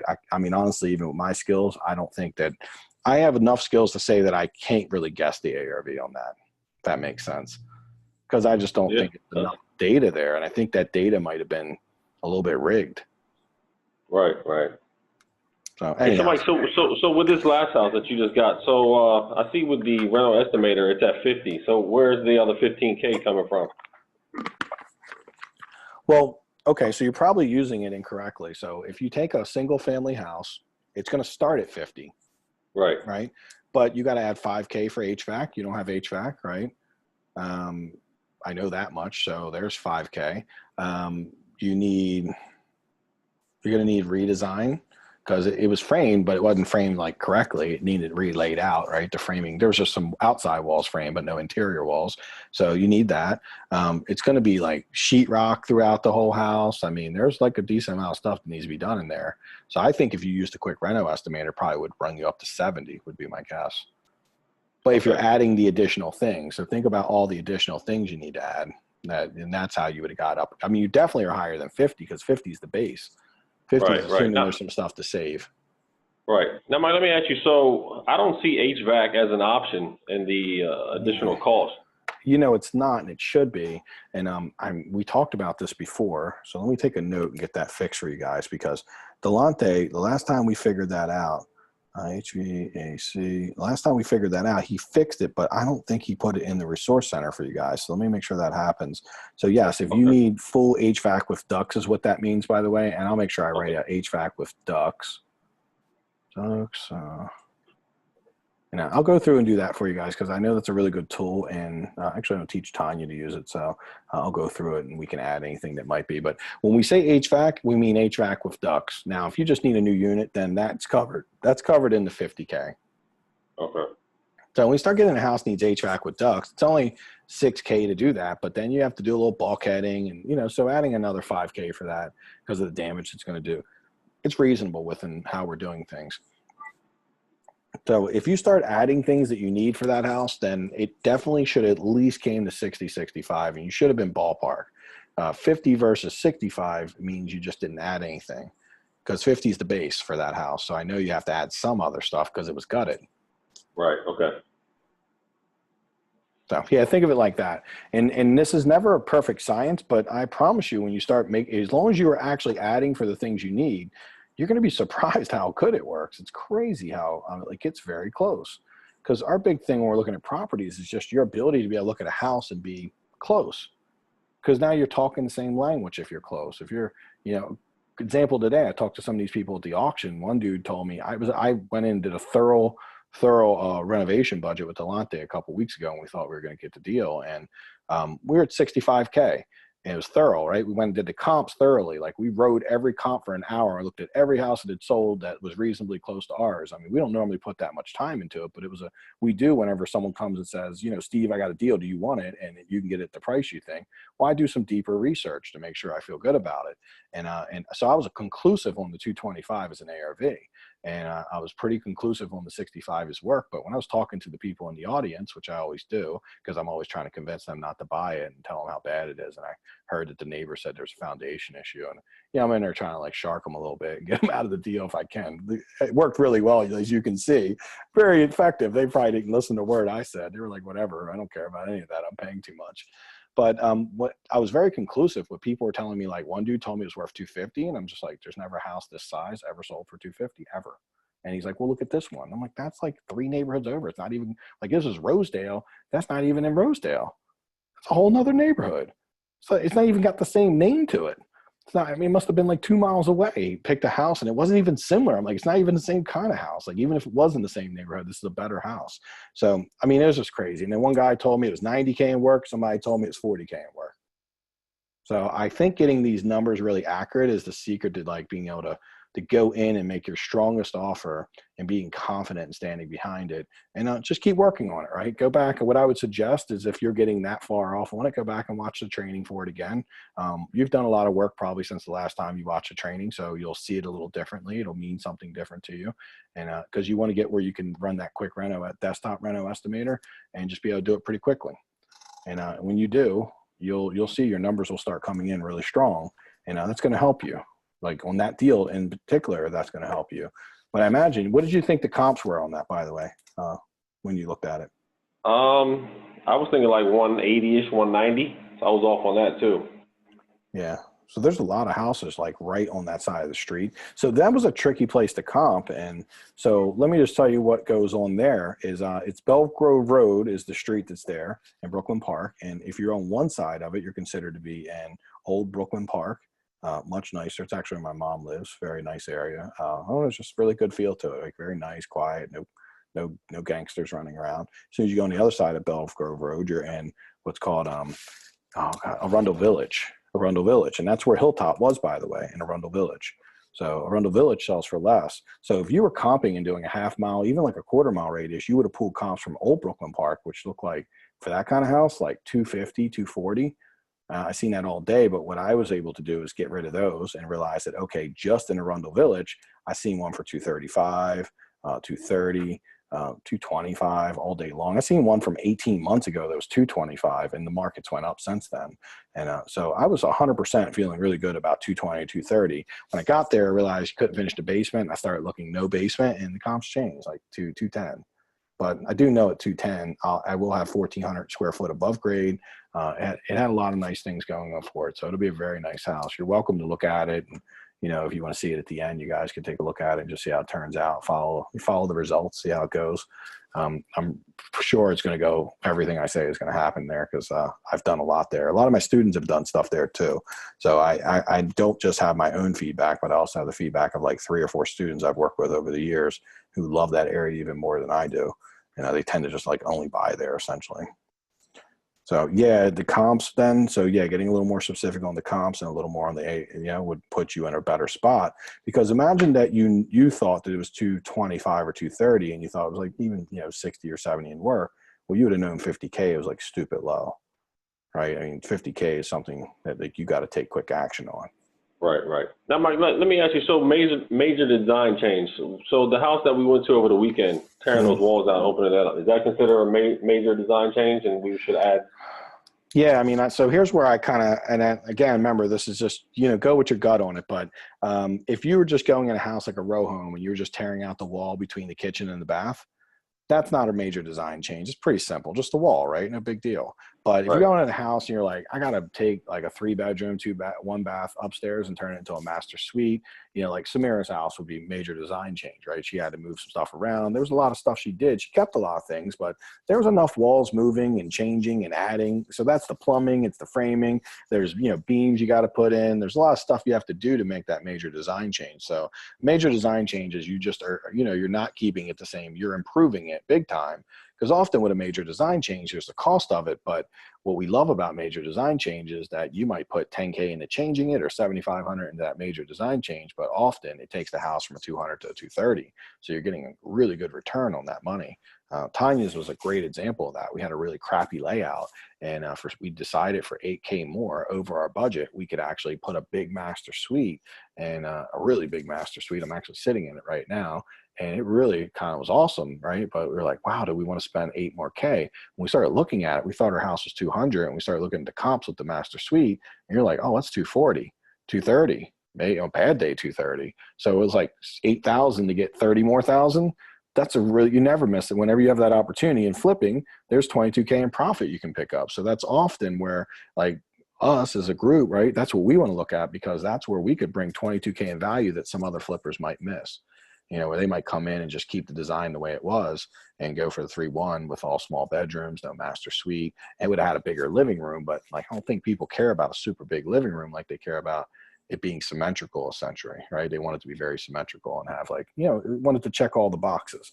So go through it, go back through the training again. Anything that you feel like you're not, like, you know, doing really good, go back to the training, because a lot of times when we go through it the first time, it's the first time you've ever heard it.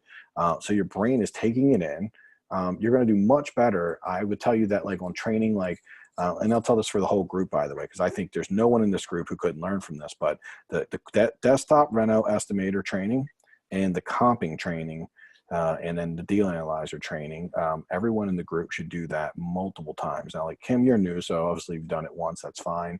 But I can tell you, like, in Deborah and Samira, you're working on rehabs, obviously. But when you get back into buying deals, you should be watching that multiple times, because what'll happen, I think that, Gloria, you're in a great place to watch it again. And I think that Cinnamon and Steve, you're in a great place to watch it again, because I know you probably watched it back when you joined, and you've been doing a lot of work since then. So now, with your new experience of all the work you've done, you might see it differently, and you might pick up on some details that you missed when you were taking it in for the first time. That makes sense? Yeah, totally. Yep. Yeah. So, Hey, Mike. yes. Okay. So when you say that the basement is unfinishable, and say, for instance, if the ceiling height is not where it's supposed to be, Yeah. do you finish it anyway, or you just leave it alone, or do you carpet it, or? That's a really good question, because I mean, so I normally didn't finish it, but I'm experimenting with something right now, so I can't tell you what the results are going to be. I'm experimenting with something that me and one of my higher level students from Canada came up with, and it worked pretty well. We call it a luxury unfinished basement.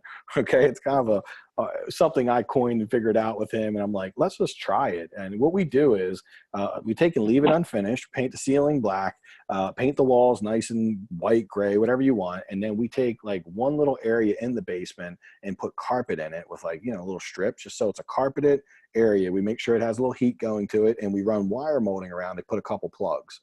So the cost of doing, like, the carpet is, like, I don't know, let's say like $600. Painting it, you're going to probably paint it anyhow, right? We normally paint it and do that anyhow. So no real extra cost there. The wire molding is going to cost you about $500 to run some plugs and wires and some lights overhead, maybe $600 for that. And then if you were to do, so it's that, then let's see what else you're doing. Oh, you can do the vent. You usually just cut a hole in the duct and just put a vent in. That's like, I don't know, $50. So on the cheap side, it'd be about maybe $1,300 to do what we call luxury unfinished basement. And what we're doing is just when you put the carpet down, funny enough, and you put a couple pieces of wire, and you have heat going to it, people look at it as like usable space now. Now it's only 6 foot down there, maybe 6'1". But, you know, someone might look at that and say, oh, I could do yoga down here. Or I could, you know, mess with my crafts, or, you know, somebody's in a band, I can put my old band stuff down here, right? We're going to be sitting and playing drums, or I could put a workout. You could work out down there. It could be just a place to watch football, you know, to get rid of. And it isn't finished. It's luxury unfinished. And the reason I like it is because it's only about a $2K investment. So I'm only looking at it like, if I can convince someone that this is usable space, that, you know, I only put 2K into it, I have a feeling I'm going to get a really good return, because some people could look at this who aren't as picky and say, that's like a finished basement, even though it's not. But why I love it is because I call it unfinished, so no one's going to call me out for being crappy finished. It's actually, so it's like, think about like looking at the glass half full or the glass half empty. If I call that a finished basement, people will look at the glass half empty. But when I say it's an unfinished basement and they go down there and look at it, they're like, holy crap, the glass is half full. This is the nicest unfinished basement I ever seen, and we could use it. So I'm going to call it unfinished, but it's going to be luxury unfinished basement. So it's actually really nice and usable. And I got this experience from when I lived with my mom when I was like in my 20s, early 20s. I lived with her, and she put me in the basement, and it was unfinished. And I was like, you know what? I ran a plug, like my stepfather ran like a plug for me, and it was extension cord. I had extension cord. I painted the walls. I threw some carpet down because I was doing flooring at the time, painted the ceiling. And I put up like a curtain, and I ended up having like a room down there, and it was awesome. I cut a hole in the duct. I did all the stuff we were just talking about, and I lived there for like a year, and I was totally cool with it because it was like having my own space. So it felt like real space though, and just by putting that coat of paint and little carpet on there made it feel like a finished space, even though it's totally not finished. But the key to it is you don't put a lot of money into it. Okay. So yes, you could do that, and you wouldn't need permits for that. You could even do that with permits, because you wouldn't call it finished space. You would just say, hey, this is just storage, right? I'm just trying to make nice storage. Like, they're not going to say you can't put carpet and paint it and do nicer storage space. So yeah, that way you don't have to follow the rules. So luxury unfinished, it's something we're testing. It could be one of the coolest things we've ever invented, because I'll tell you this right now, every house I don't have a finished basement on, it performs oddly. Very unpredictable. People love having finished space in the basement. So, and it only works if your basement's like 6 foot to like 6'5" or something, where it's kind of like in that area where it's tall enough to actually be down there, but not tall enough to be completely legal. Kind of works in that ballpark. If it's like 4.5 foot, you have no reason to do that.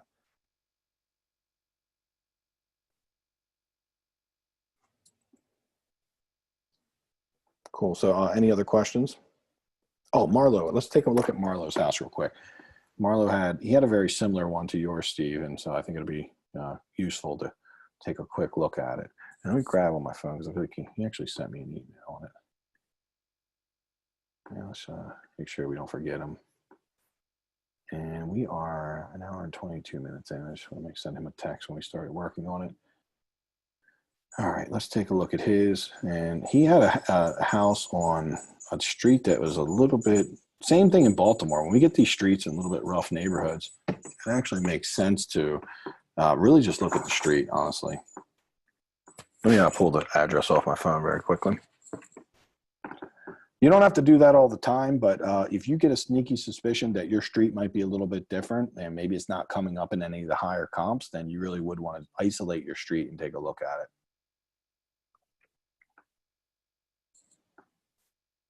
Okay, 1 second. Let me just make sure I locate it.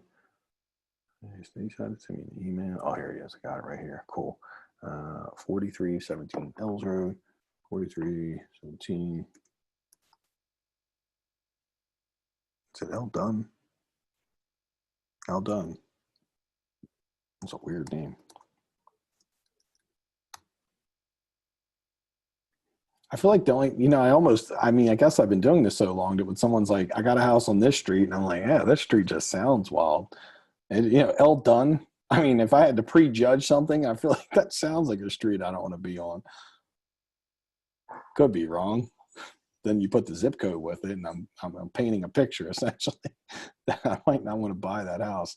But when I looked at the comps, we'll use my new technique that Nikki taught me the other day. We just go to the El Duns. You know what, actually, I'm going to do just instead, the same thing. I'm just going to show you. Well, hold on, let me show you this instead. Oops, crap, did I really do that? Let me show you what it looks like if we're not paying attention to only to the street. I kind of want to show you one versus the other because it is very deceptive, and this is where it gets confusing. If you're not just looking at El Dunn, well, we got stuff on. Look how Woodington, right? Is it very clear in this neighborhood that Woodington is the premium selling street? Every high comp is on Woodington. So if I'm not on Woodington, then all right, I'm concerned. There is one on El Dunn. One. There's Yale, Beachfield. You know, now we got a bunch of stuff. We're seeing Beachfield Avenue, Beachfield Avenue. So Beachfield Avenue and Woodington, seeing Yale Avenue seem to be pretty good. Maybe Yale's only one, but we only see one El Dunn, and yeah, we're kind of like, I don't know. We're pretty far back. There's not really any. There's some El Dunns here. Problem is, where I start to see a lot of El Dunns is like 99 and below. Like, see, there's a bunch of El Dunns that are like 90 to 100. So there is 150. But I just don't feel, again, it could have been a very lucky sale, and it's the only one.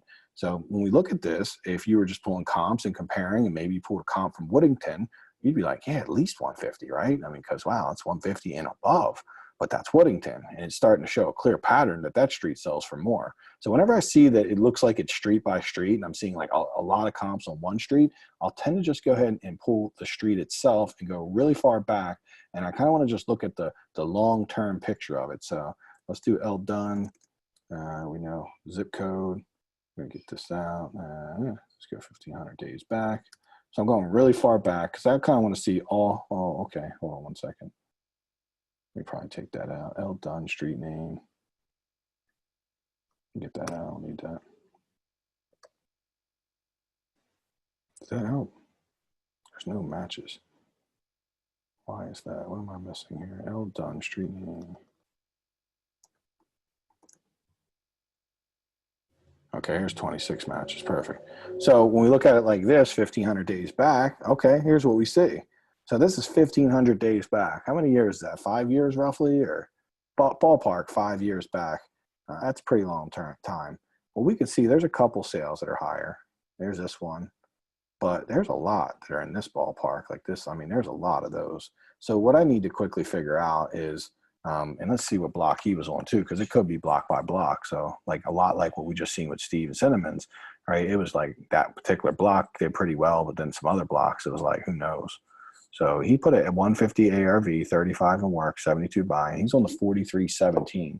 So good news is 4,300 does seem to be the better block, by the way. So some of our better sales is in the 4,300. So if we look at this one, we got one comp, 4.2, 1,100 square feet. He's 1040. So not too big a difference, but it is meaningful, just so you know. Oh, hold on. Oh, so this is a corner unit with the A-frame. So this is an interior unit with no A-frame. This one will always sell for more money, but not like, you know, a ton more, but it will sell for more money. It is bigger. It has an extra, you know, roughly 100 square feet.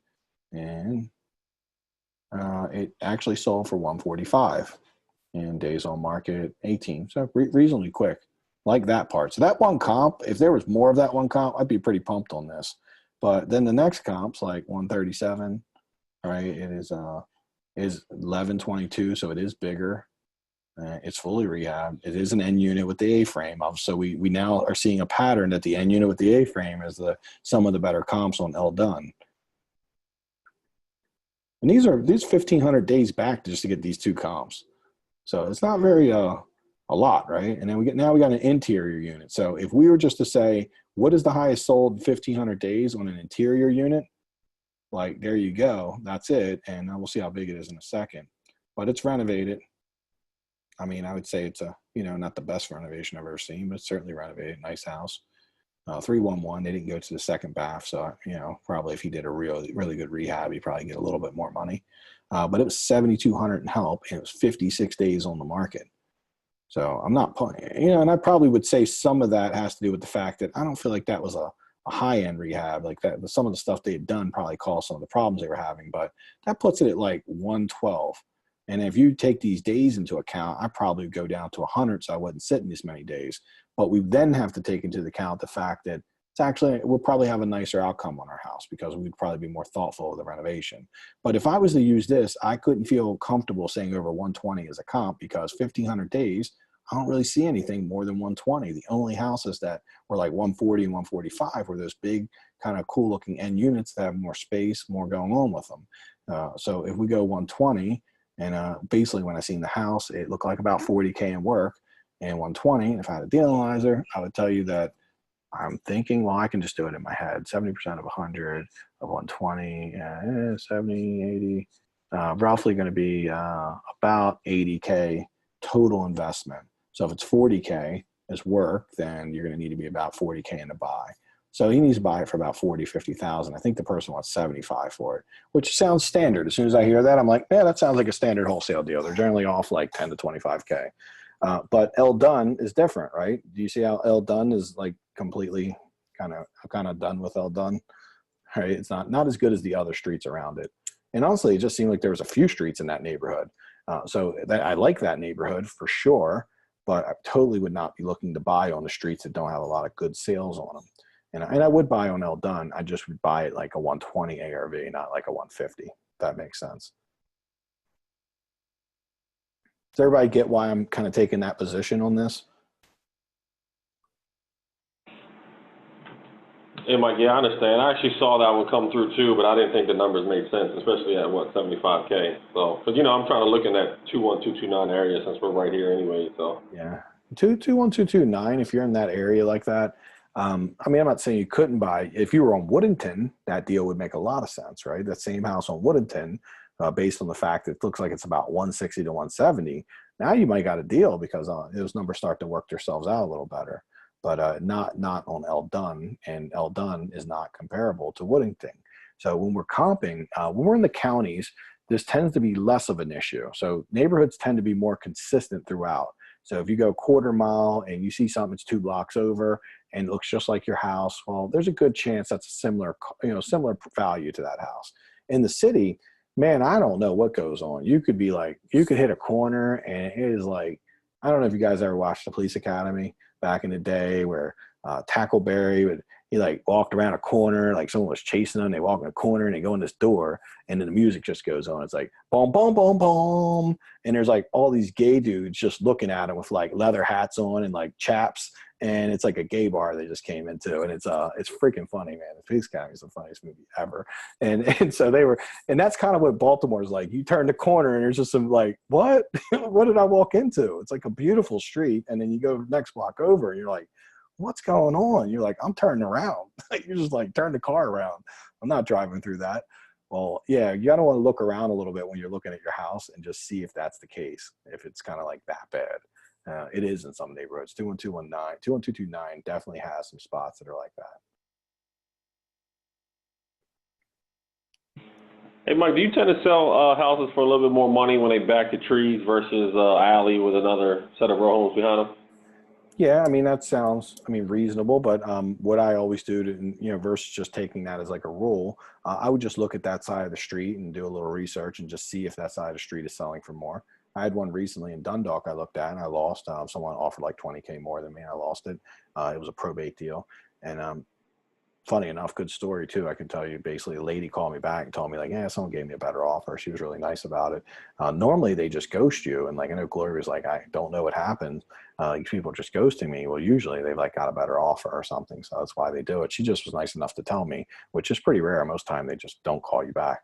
But her house was facing a really beautiful park. And they were like, it's a beautiful park. These sell for more on this side. So I literally just pulled her side of the street and looked at all the houses like 1,500 days back that had sold to see if she was right. And it did look like they sold for a little bit more facing the trees. Like it, made it a little nicer backyard, beautiful park behind it versus like, someone's trash can. It could be a thing. We had the one I told you about with Rashad where one side of the street was facing like a community garden. And the other side was like this Mexican chop shop. It was like it was like some dudes with just blaring like South American music and like they were just out there working on cars. And when I pulled only that side of the street, the highest comp was 150K ever. On the other side of the street, 260. Same exact house, 260. So of course, in the beginning we bought it based on that 260 across the street, And then we realized on our side of the street, like, not the same, man, not the same. Wow. And that's an extreme situation, Steve. That's extreme. You know, that took a huge chunk out of the value. So I would say being mindful of it is a thing. You know, where I grew up in Brooklyn, where I did my first rehab, if you bought on the even side of 8th Street, you could actually do a deal because it faced Brooklyn Avenue. It happened to be the best street in the neighborhood. However, if you had on the odd side of 8th Street, well, it was in the projects where I grew up. So there's like legitimately like drug deals and stuff and crime going on in your backyard. You go, you know, you go to put your trash out, you could get mugged. And that was like a real thing. So you would see on one side of the street sell for like 80. And we actually, some of our first rehabs, we were getting like 130 versus 80. One side of the street versus the other. So something to look at. I would say instead of making it a rule, just be aware of it and then be like, you know what, I see that. Let's go back and do the research and see if that's a real thing or not here.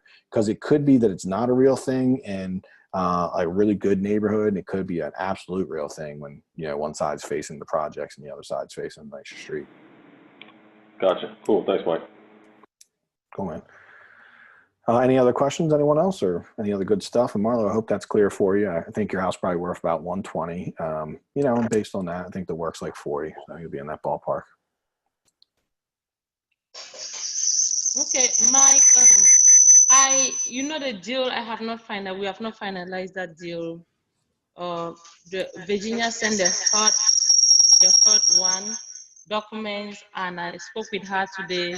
She said the only charges are like maybe attorney fees and stuff. I sent the email to you too. I don't know if we should continue or not. So they're waiting on me to take a final decision. Well, so you don't have to pay for the interest. She said the interest was to start yesterday, the 24th, and will be till when we close. It will be like $25 a day. That's what she said. Okay. Well, tell her to put that in the contract, and then if they're willing to put that in the contract, then I think you're okay. But you wouldn't want to put that in the contract that they'll take care of anything besides what you're agreeing to. Because I can tell you, I've done, I don't know, 100 deals off the courthouse steps. I've never heard of that, what you're saying. So I think that could be a mistake. And if it is a mistake on their behalf, then just make sure they're taking care of it, you know, because they're only making $2K. And like, who's going to take care of it if you get the settlement? Who's going to take care of the interest? Yeah, let's say that there's always interest. This is just a rule that doesn't get broken. It's always done that way. So basically, there's interest from the time that's bought on the courthouse steps until the time you ratify, and it's at the rate that the existing loan is. So if let's say the loan is 200K on that house, and at 10%, it could be like 8K.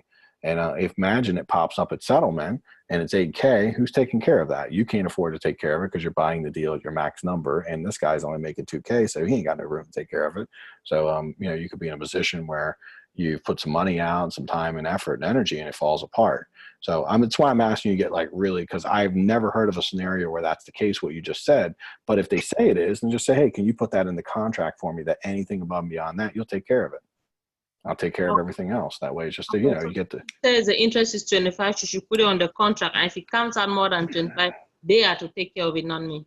Yeah, basically, you're okay with paying $25 a day from the day you sign to the day you go to settlement. That's not really that meaningful. But if you know, you owe $100 a day, like I suspect, and that's for 5 months that it was waiting to ratify, that's a different story. That could end up being like $3,000 to $5,000, and that'd be a little bit of a deal changer for sure. And because I know I've sold and bought a lot of courthouse steps over the years, and I've never seen a scenario where that interest didn't exist. It's just the way they do business. So like a law almost. So everything that this person's doing sounds like they're very new to the courthouse steps, and because they're assigning the LLC when they could do it a substitution of trustee. There's a lot of things that tells me that they're not really vastly experienced. The substitution of trustee, how long does that take? Oh, they are going to do that? Yes. Oh, I love that for you, because they'll tell you it ain't going to take that long, but it always takes longer, and that's good.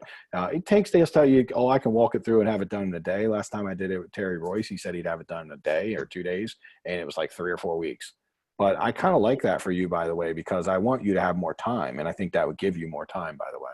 It actually stalls that window. When they come to you and say, it's ratified, you need to settle in 3 weeks. If you do a substitution of trustee, it's actually a technique that I've used over the years to stall and get an extra couple weeks. So I would love if they do that, because I think that would give you a little more time. So when they do the substitution, but then the interest is still going up, and it will still be an issue for me. I mean, if it's $25 a day and you're only paying that interest, I would probably pay, another 500 or $1,000 for your deal to have a couple weeks, of you not being stressed out trying to do this last minute. It'd be worth that, don't you think? I mean, give you time to breathe and go figure some stuff out. Like, cause I always like a little time to breathe. I don't like, having to try to do everything like shotgun. So I wouldn't, I mean, as long as that other interest is my concern, because I know it exists and it don't sound like they know it exists. Yeah, they said they know it exists. It will be like $25 a day starting yesterday till the day will settle. And then it don't usually work that way. You can always ask them for their document where they bought it on the courthouse steps, and that will detail out what the rules are. So you can ask them for that. And I mean, just what I would suggest is the contractor you're signing with them, just make sure that it's good and that you look at that contract and you feel comfortable with it. And you can send it to me and I can look at it. I'm not an expert or an attorney, but I could at least see if there's anything crazy in there. And it might be something worth having someone look at and make sure it's right. And if it's all good and that we're not going to be dealing, because I've never had a scenario where I bought a courthouse steps and I didn't have to pay the interest. They're saying from the day you sign it, but what it really is from the day they signed it, because you're inheriting what they agreed upon, right? It's nothing to do with you. They agreed with the trustee. They bought it on the courthouse steps, and they agreed to take the interest from the day they bought it on the courthouse steps to the day they settle. And so that interest is going to be it's going to on the remaining amount of the loan, and at whatever interest rate the loan was. So you need to know those things. And the fact that they're not giving that to you means that they might not know it. And if they don't know it, that might start painting a picture to me that there's probably someone just not knowing what's going on. And what I don't want to see you end up having happen is 10 grand of your money sitting out there and them saying, oh, trying to fight you over it. And then you got to get a lawyer and stuff. And now I'm being a little bit proactive right here. I know it feels like I'm being like, hey, well, we're being a little tough on you, but I want to be proactive so you don't get in a weird spot. Because I can tell you based on my experience, this thing, I've never seen this not exist. So if it does Virginia at the closing company doesn't know much? Well, they don't know because they don't know what that person agreed to. They never would know. That's not their place to know. He agreed with the trustee at the courthouse steps to terms. So what you need is that document they signed, and that document will tell the terms. So if it can give you, often what that document has is what's called the advertisement, and the advertisement has the terms of the foreclosure sale on it that say what I just told you. Usually, I mean, 99% of the time, I don't think I've ever seen it say anything different. He sent me the advertisement. Okay, and what does that say? Or can you send it to me? It's just so difficult. Let me send it to you. Yeah, send it to me and I'll read it real quick, and we can go over some boring stuff. But you guys, it'd be pretty interesting because I know some of the people in the group might try to buy from a wholesaler and they're selling you a courthouse steps. So everybody knows what we're talking about is Gloria's looking to buy a wholesale deal, and the wholesaler bought it on the courthouse step foreclosure. So that's this point where a foreclosure is being done. The foreclosing person, the bank, has to give the opportunity for the public to buy it first. If that public meets the amount that's needed for them to satisfy the loan, then they have to sell it to the public. So it's a fair sale. This is so that the banks can't say, Gloria, you only owe $50K on your loan. I'm going to take it back so I can make a bunch of money. Because they won't. What will happen is if it's worth 200 and you only owe 50K, the bank gets their 50K, and then they do an auction, which they consider to be a fair way of selling it. And if, say, I pay 200,000, then the 150 would go to the person being foreclosed on, and the bank would get their 50. And this is so that the banks can't steal people's equity. And this is why they do that. So there's this little sale, and that's called buying it on the courthouse steps locally. I'll send it to you. Okay, thank you. Yeah, it's called buying it on the courthouse steps. I don't recommend that anyone in this group does that. It's a very high level play, a lot of risk, but I don't mind you buying them from people because they've already taken the risk. And usually they'll let you in the house, they'll let you see it, they'll let you know what you're buying. But when you buy it on the courthouse steps in the position that the person wholesaling it to her did, lots of times they're buying it and it's sight unseen. They haven't even seen it. And so a lot of risk in that. I did it for a while because, I knew how to handle the risk. And if a house lost 20K, it wouldn't put me out of business. But I'd have some that made 50 or 60. It was definitely a aggressive game that I was playing. And eventually I got kind of tired of it because it was a lot of work. I just, I got better doing other stuff. Didn't need to do it. So you guys can all see my screen, right? Okay, cool. So it says what it is. It says that's a fee simple lot. That's great. Terms of the sales, $10,000. That's what he's trying to get from you. It says purchase money. It says right here, balance of purchase price together with interest on the unpaid purchase money at the current rate contained in the deed of trust note from the date of sale to the funds received by substitution trustee payable within 10 days. Okay, so it says with the interest though. You see, together with interest. So that together with interest means you owe the interest. This 100% means that what I was saying is very much right. So normally it'll tell you, let's see if it'll tell you what the interest rate is. It often tells you what the interest rate is, but it kind of didn't here. So let's see if I'm missing a little something here. Let's see. Looking to see if there's a lot of stuff in here to read. So, but I got to the point that mattered. Time is of the essence. Well, you're definitely paying the interest. The key is what is the interest? I usually tell you that, and maybe it's in the other piece that we have. Let's see. Contained in the deed of trust note. Like they just said, go figure it out yourself. So you could ask the title company if they could just like get you a copy of the deed of trust note and what the interest rate is for the deed of trust. They could help you with that. Like Virginia could get that for you. And then whatever the interest rate is, you would be good. And this is when it's June 11th, 2019. So you're going to owe interest from June 11th. And you're thinking of settling what in like 3 weeks, or let's call it 4 weeks or so. So that's going to be probably the end of August. So it'd be July, August, well, not long, 2.5 months, and not too bad. And if it's 2.5 months, and I'd tell you, oh, and the balance is 139. So it's 139. What you do is take the 139 roughly. We're just trying to get a ballpark. Where you go 139, let's say it's 7% interest or something. 7% of 139, then you divide it by 12. And you figure out how much it is a month. And I can give you a feel for probably what it is just based on like a roundabout rate. Like say, I can tell you what it is based on this. I mean, when I say tell you, but I'm not 100%, but I can get you where you won't be like 50K off or anything. So you take 139, 000 times, let's just use 7% equals $9,700 a year. And you divide that by 12. It's the math class. It's $810 a month that you're going to owe in interest. So right now, let's call it 3 months, you're about $2,400 in interest. So not that bad, but it is a real number that, they didn't tell you that, right? That was what I was getting at. Now I've seen PG County be 9 months. This is a pretty quick one. I've actually taken up to a year to settle a property in PG County from the courthouse steps. If it was a year, it would have been $9,700. So you see now the fact that it's a pretty quick settlement means that it's, it's $2,400, let's call it roughly like $2,000 to $2,500. So you got to now check and see if your deal still makes sense. Unfortunately, you know what? I got my old deal analyzer. Let me go look at that real quick so I can look at what we got. Your rehab cost that we agreed upon was at $70,000. Is that Yeah. What okay? I thought that was the case. Let me just double check. Let me get into my junk real quick. It's from my old deal analyzer. I try to get rid of it. So do they have a contract that is signed with these people that he has not shown me yet? Because what he gave to me is an assignment of contract, but I didn't see the original contract. Well, there's really not like a contract. There's just this paper saying you bought it, right? This assignment of like rights or something. Yeah, it's a weird. Yeah. It's not really. Everyone's like, "Where's the contract?" I'm like, "This is the contract. It's all you get on the courthouse steps." It's totally weird. So I'm not gonna. this does it. Yeah, it's not much to it, honestly. You're basically just it's not really a contract as much as they're agreeing to give you the rights to buy it. Okay. So, you work with it. That part's the detail part.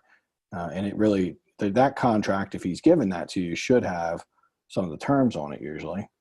So let's just look. And then how much did we think it was worth?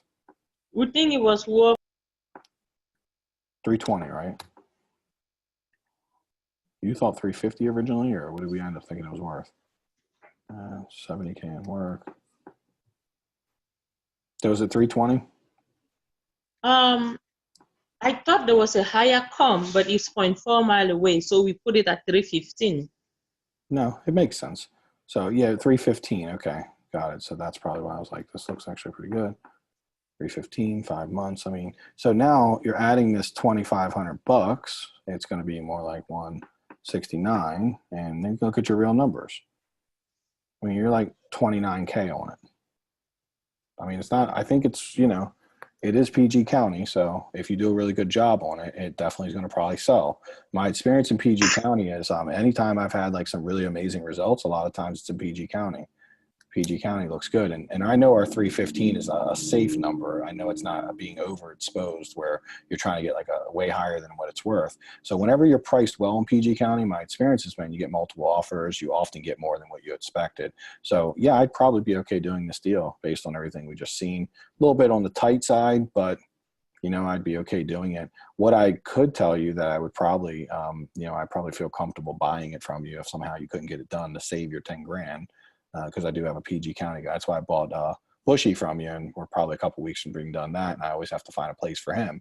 So if you're open to that, then what I would tell you to do when they do the substitution of trustee, put it in an LLC that you know you can sell, just in case. So this is going to be your protection. Put your 10 grand down. The numbers on this look really solid. That gets definitely a decent deal on a really hot neighborhood. Put it in an LLC that you create just for this deal. And if something, you know, just doesn't look like it's going to work with your financing, then let's talk. And, you know, there might be someone in the group that wants it. I know Sabrina's always looking for deals out there. So we might be able to offload it to someone, because all I'm thinking about right now is like the deal's one thing, but you know, you can go lock that deal up. But the second thing always is, like for me, like, well, what if it goes wrong and you just can't get the money for it? You don't have a history of that yet. And I want to know your 10 grand's not going to disappear, and you're going to be in a spot where you lose your money. So you can see I'm being always very conservative and thoughtful of like what might come up. So if you put it in an LLC, and have you done that right now? Is that the, you know, the name you want to put in? Just create an it's an LLC, yeah. But it's not your LLC, right? It's not something. Yeah, it's not my LLC. So he wants to assign his LLC that the property is on to me. Okay. But it's not your LLC. No, it's not my LLC. But when I wrote the contract, if he's doing a substitution, so here, let me get clear about this. So this guy definitely is new, because everything he's saying like doesn't add up. It's kind of crazy, but you know, like he didn't know the interest. Like that's a basic thing. So he can assign you the LLC, or he can do a substitution of trustee. What I would tell him to do is a substitution of trustee. On the hot one document, there is an LLC fee of 150. So how is it that he's doing both? Yeah, don't worry about that. I mean, tell him to keep his LLC and do a substitution of trustee. And by the way, you will have to pay some fees for that substitution of trustee. That's about a $500 fee, but I wouldn't worry about that too much. There is some fees around that, by the way, maybe even $1,000. So it's another little small fee that comes up. But I would do the substitution of trustee and get it substituted. What that means is it's substituting it from his name to your name. You get to choose the name you want. The name you're going to choose is the LLC you've created. So that way you can sell that LLC off. You can actually assign your opportunity to someone. Does that make sense? Okay. So there is a second page. There is a second page to that email I sent to you that has to do with some more information that we need.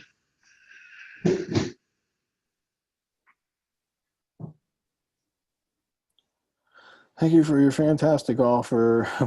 It's attached a checklist. It says reread the advertisement, get familiar with the terms and conditions. So see, they're already telling you like these terms and conditions are on you, right? You need to know it. And you're asking, but their response to you asking the question is read the terms. But like, so they're going to just lean back to like, when you're like, hey, I didn't know there was this extra money. Well, like, hey, you read the terms. So you get what I'm saying? That's the thing we always want to be really cautious of. That's why, because they don't really know. So they're just trying to put it on you. So I'm glad we read them, but you know, it's okay. It says also Terry Trimble to execute. Well, Terry, okay, got it. And he's going to execute his purchase agreement. He will be paid $320 by you, the signee, which will be provided for the federal formality overnight to him. Wells Road Avenue. It says deposit of this contract must be overnighted, wired immediately, received in 48 hours. Substitution motion purchase of the contract will be null and void. Though once the deposit is received, the motion paperwork delivered to Terry. So Terry's going to do it for you. Okay, great. Once the property is ratified, the courthouse step will occur within 1 week. Now you can't usually do it in 1 week, by the way, but okay. Please, well, it's okay. Please get your financial ducks prepared. That's very professional. You can tell they got ducks, by the way. Financial ducks prepared. What does that mean? It's all good. All right. I don't really know what it means, though. And it says, if you have any questions, Drew Hutchinson. Oh, is this Drew? So this is Drew Hutchinson who you're buying it from? Yes. Oh God. So okay, peaceful property. I already know who this is. That's a don't really. So So he had it Drew in the doesn't know MLS. anything.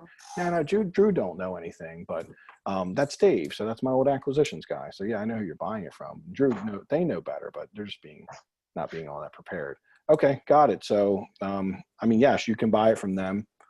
I don't really, Drew, I don't know how you handle stuff, but I think you're all good. And they work with Clearview, so that's why they're cool with you working with Clearview, because they use Clearview. They're probably right now, they're just trying to not lose their 10K because they don't want to buy the property. Yeah, they don't want to buy it, and they don't want to not lose. They don't want to lose their 10K, so they were ready to take 2K and move. Okay, so you tell them what you want to do. You tell them that you're good at the 167, and you want to do a substitution of trustee to your LLC. That's all. Substitution is going to be. He just doesn't know. You need to tell him. He's not a detail guy, but Dave will know. Dave, his partner, will know. Yeah, because I've asked him so many questions. He keep asking me to call Virginia, and then because he don't know. He just doesn't know. He's not trying to be sneaky or anything. He just doesn't know. He's a sales guy. He don't really know. Dave knows more. Dave knows more about it. So, but I don't know if Dave's a part of this or not, but I think so. It says Peaceful Properties. So that's Dave's company and his. So yeah, that's both of them. So he has given me DocuSign to sign the assignment of contract since yesterday. I've not signed up to now because I wasn't going to sign something that I'm not sure of.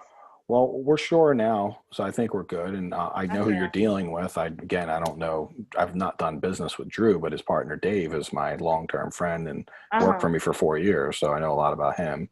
And again, I don't mean anything to you because, like I said, we don't trust anyone. We make sure everyone follows the rules. So, but I know you're not dealing with someone that's a total slime ball. Okay. But so they're going to. So what I would just tell them you want to do is you want to do a substitution of trustee.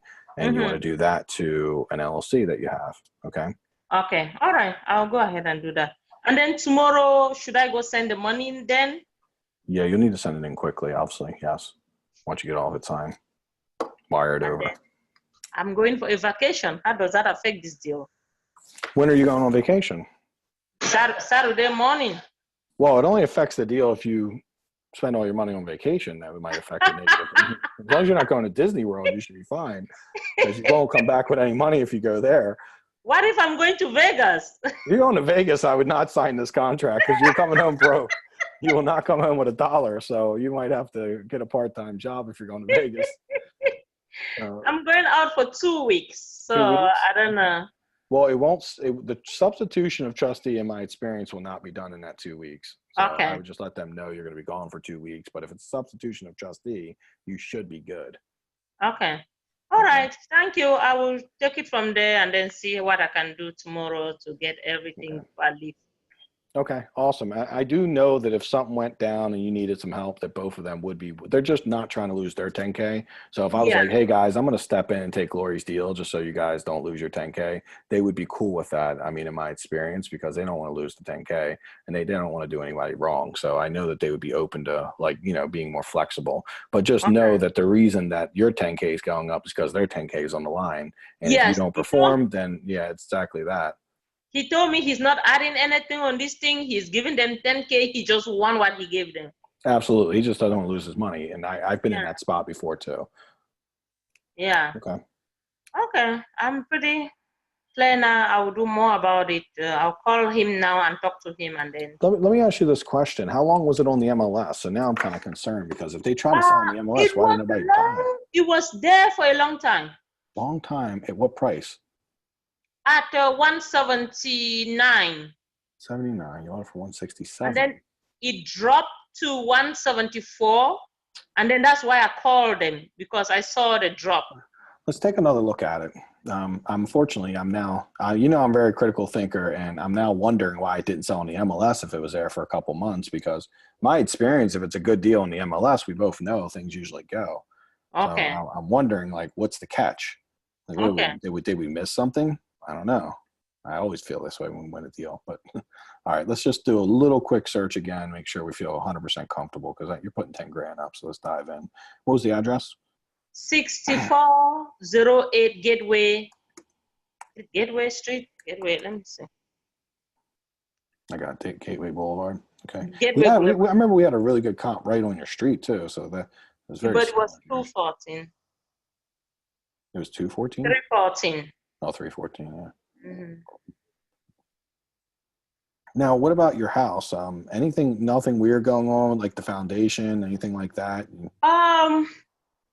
There was water. There is mold. There's a lot of mold in the house. So there should be some water issue. Water came down in the basement. I don't know whether it's because of the sump pump or it needs how do they call waterproofing. What is your address again? 64 64. 6408 Gateway Boulevard, Capitol High. Let me see. 64. I remember seeing this one's 1,300 square feet, 310, fixed up. But yours was like how many square feet? Mine is 1,200 something square feet. That's just 1,200. Okay. Yeah, what did this sell?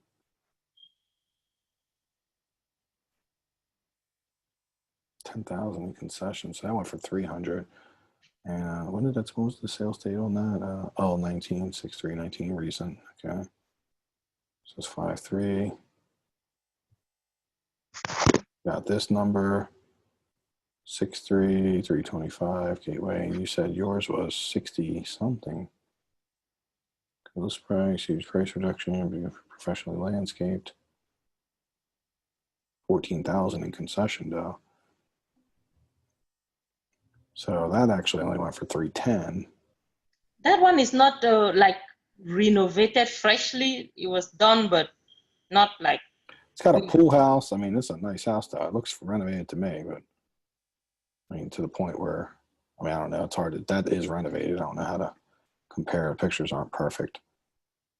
Gateway Boulevard, Gateway Boulevard. The problem is we got two, and I mean, let's look at this one at 320. That one is renovated. It's 1,700 square foot, 320.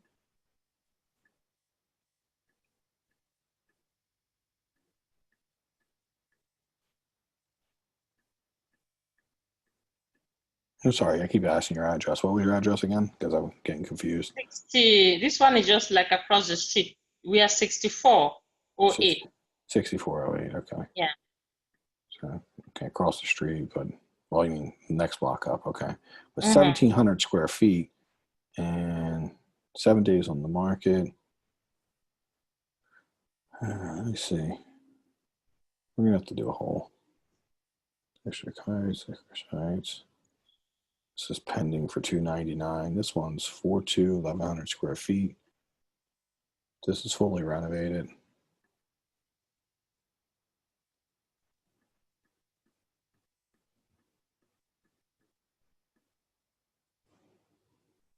Pending. Let me ask you a question. You're going to list it on the back end yourself, right? Do you have your realtor's license to list your own property? Yes, I do. Okay. All right, good. Because that saves you a little money. So we didn't run that in the calculations. That's good news, because on a price point this high, that's helpful. That's like 7 or 8K. So let's go back to that real quick.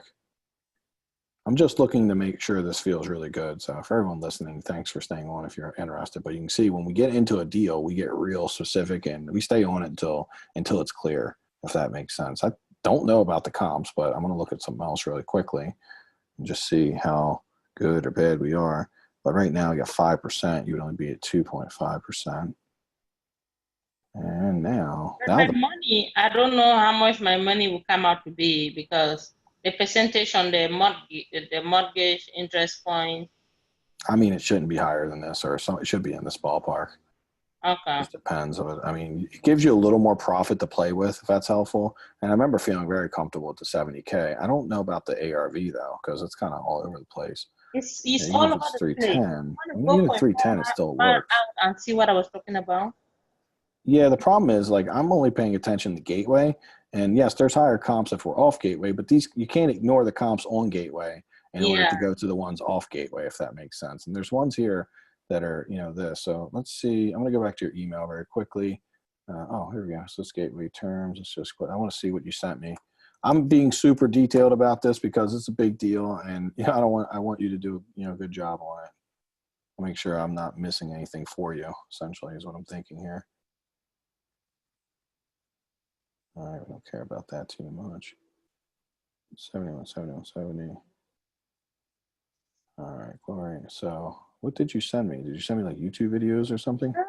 I sent you video, like, so because the video of the inside and then one for the outside. Where'd you send those to? Am I missing them here? Michael Green flipping. You know, it was since on Saturday. It's not recently. I think it was over the weekend. Oh, gateway here. Here we go. Gateway, gateway. All right, cool. Let's just look at it real quick compared. And the basement height is all good down here?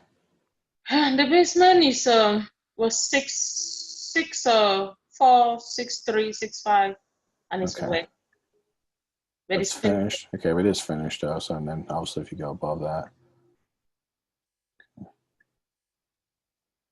The kitchen is on the back. My problem was the kitchen. You don't walk in seeing the kitchen. The kitchen is on the back.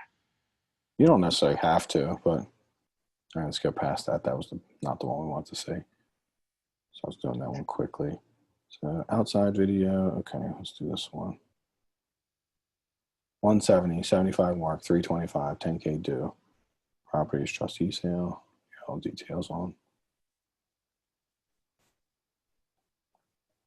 I've never seen the outside of the house is what I'm trying to figure out. Okay, the other video will be the outside. Oh, the outside. You did. It does say that. That's the kitchen, and then that's where I walked in. That's when I started this. I mean, 1,200 square foot, 70K. You got enough room to make this thing look nice as long as there's nothing too crazy going on.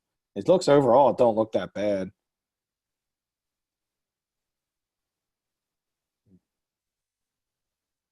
Then there is that little room there. I don't know. It's not dining. It's I mean, not. we're going to open all this up just so you know. Like when you get into it, all this is getting opened up. Who knows? But overall, the sheetrock on the wall looks like it's, you could be saving some of this stuff. I think the staircase is like in a weird position. Probably. It's not the end of the world, though.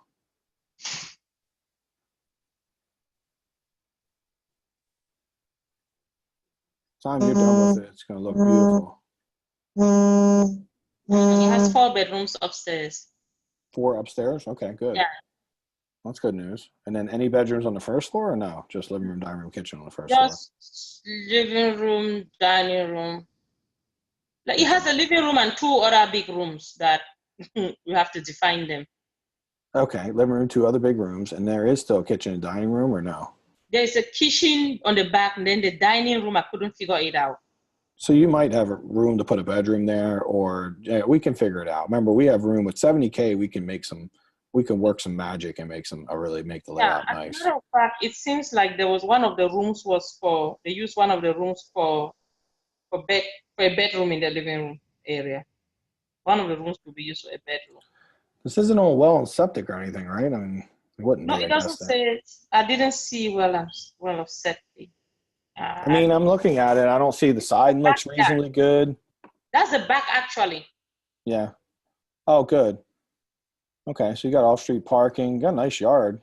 Yeah, that's the backyard. It has like this little balcony area on the Beautiful back. tree. Nice tree in the yard. That's nice. Got a good feel for being in that part of town. Usually don't get that much space. And that's the back. Okay.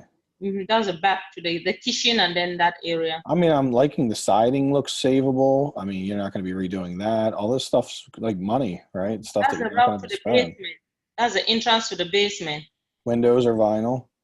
Might be able to Not save all them. of them. The ones downstairs are vinyl. The one upstairs are wood. Okay, that's fine though. I mean, you got some money is what I'm getting at. Some things can be saved. Front porch is nice looking. A little paint, cool stuff. What's it look like? Looks like you. Okay. I mean, that's yeah, I'd go with it. I feel comfortable. I'd go with it. Okay. I'm mostly asking because I'm giving you a little bit of a help if something goes wrong, because I would take it. I mean, I have to take it at the price you had it at because it's a pretty tight deal. But if it came down to your 10K, it would make sense, and it'd help you out so you don't lose that. Yeah, I would go on it, and then once you're all ratified, then make sure they understand though that you want to do a substitution of trustee to an LLC, not their LLC, and tell them just keep their LLC because they can use their LLC to buy another house. And that way you don't have to buy it. But more importantly, you'll be buying an LLC that now you have control over, and you can do what you want with it, like saying, hey, I'll sell it to you, Mike, or anyone else. Does that make sense? Okay, cool. All right, I'll go for it. I like it. I'm very confident that if you need help, that not just me, but probably some other people would be willing to jump in to make sure you're safe.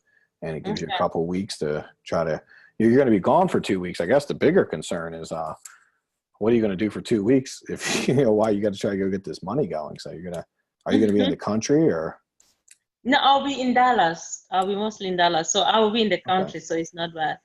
Any family members here or anyone that can, or I mean, lockbox and all that? My husband is around. Okay. Just for a week and then he'll come back. So what, if you just get on the money part of it, where, that's happening while you're gone, then I feel comfortable that you're good. Who was your lender you decided you were going to work with that approved you? I will work with David Bond. I sent the hot documents to him, but he was looking at it. He has not come back to me yet on what he wants to do with it. Is it David Bunn? Yes. Okay, got it. Don't know who that is. Obviously, with any of these things, it's you're going to have to, depending on what he tells you, you need a response quickly. If you don't hear from him, send it to 3 other people. I do have a guy who seemed very aggressive that came to my meetup, and he was talking about like you can get money up front, like for the rehab costs and all that. I was like, that's pretty aggressive, and his prices were pretty good. What the heck was his name? Let me find his card because I'm sure everybody, as soon as I say that, everybody's like, "Who's that dude?" He's like, I'll give you money up front, and I was like, oh, that's pretty interesting because I ain't heard that one before. Like, seriously, nobody's ever told me. Mike, that. I think I have his card if you can't find it. He was at the meetup, right? That guy. I mean, I don't know if he's legit. The guy with the collar shirt. Yeah, let me see if I can find it. But that. Oh, I think I got. Oh, let me see. No, that's not it. I threw it in my bag because I was like, hold on, man, I'm interested in that. You know how that gets like mixed up with like 60 other things. Yeah, anyhow, listen, so if your guy's giving you any hesitation at all, your job is to, like a tiger, pounce and decide to go send it to other people. Your best bet of getting this deal done is to send this to multiple people and then, like let them fight for your business if they want it. Okay, so what is the guy's name that you wanted to refer? I'm waiting for Steve to see if he can find it because I can't find it. It might be sitting in my house somewhere. Okay, you don't have the information right now. I don't have it on me, but and he was in PG County, by the way, so he totally. So will you look for it and send it to me? Yeah, I will. Okay. Yeah, that, and then there's other people in the group, and there's but just see, put your guy on a timeline. Once you sign this, just be like, hey, I need an answer in a day or two, like what you want to do with this. Okay. And before you give him a yes, just be like, all right, I got to talk to talk about this and figure it out. If it looks good and everything's solid and he's giving you fair rate and seems like everything he's asking you to do seems above board, then you can go with him. But if not, then I would suggest shopping around, finding someone else. A lot of lenders try to put you in a corner. They want to charge you. They want to, get you to put more money into the deal than you can handle. They want you to pay appraisal fees. I don't do any of that. The appraisal fee is like a ripoff. And plus, the main problem with the appraisal fee is that what if they decide that you want to say, oh, it's worth 280, and now they're like, yeah, we need you to bring 30 more K to the deal, and that's what they try to do a lot.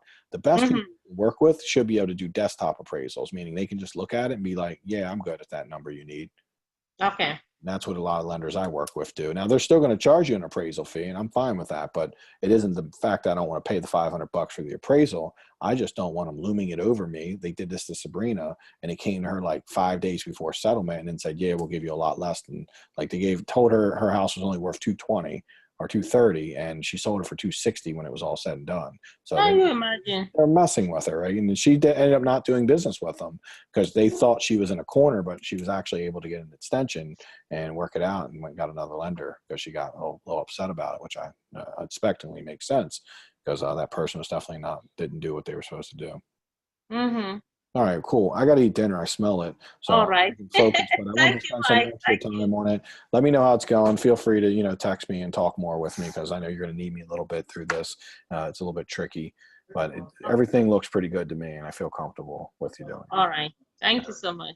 All right. I'll see you guys later. Talk to everyone. Have a great weekend. I'll talk to everyone. Actually, on Tuesday, Delonte will be running the call because I'm going to be flying. So I won't talk to everybody until Thursday. But when Delonte runs the call, if there's anything he can't answer, any questions, Ask them to write it down and ask me. And when I'm back, I'll answer it before the call. I won't make you wait till Thursday because he can text it to me. There's a lot of little things, but most of the time he can answer it. He's been, he has the answers to most of what you guys need. And but if there's something he just doesn't know or needs, a second opinion on, then he'll come to me and him talk all the time. So we can kind of make sure you get a quick answer. Okay. And then we can keep moving along. All right, everyone. Have a good couple days. I'll talk to you guys later. See you, everyone. All right. Thank you. Thank you. All right.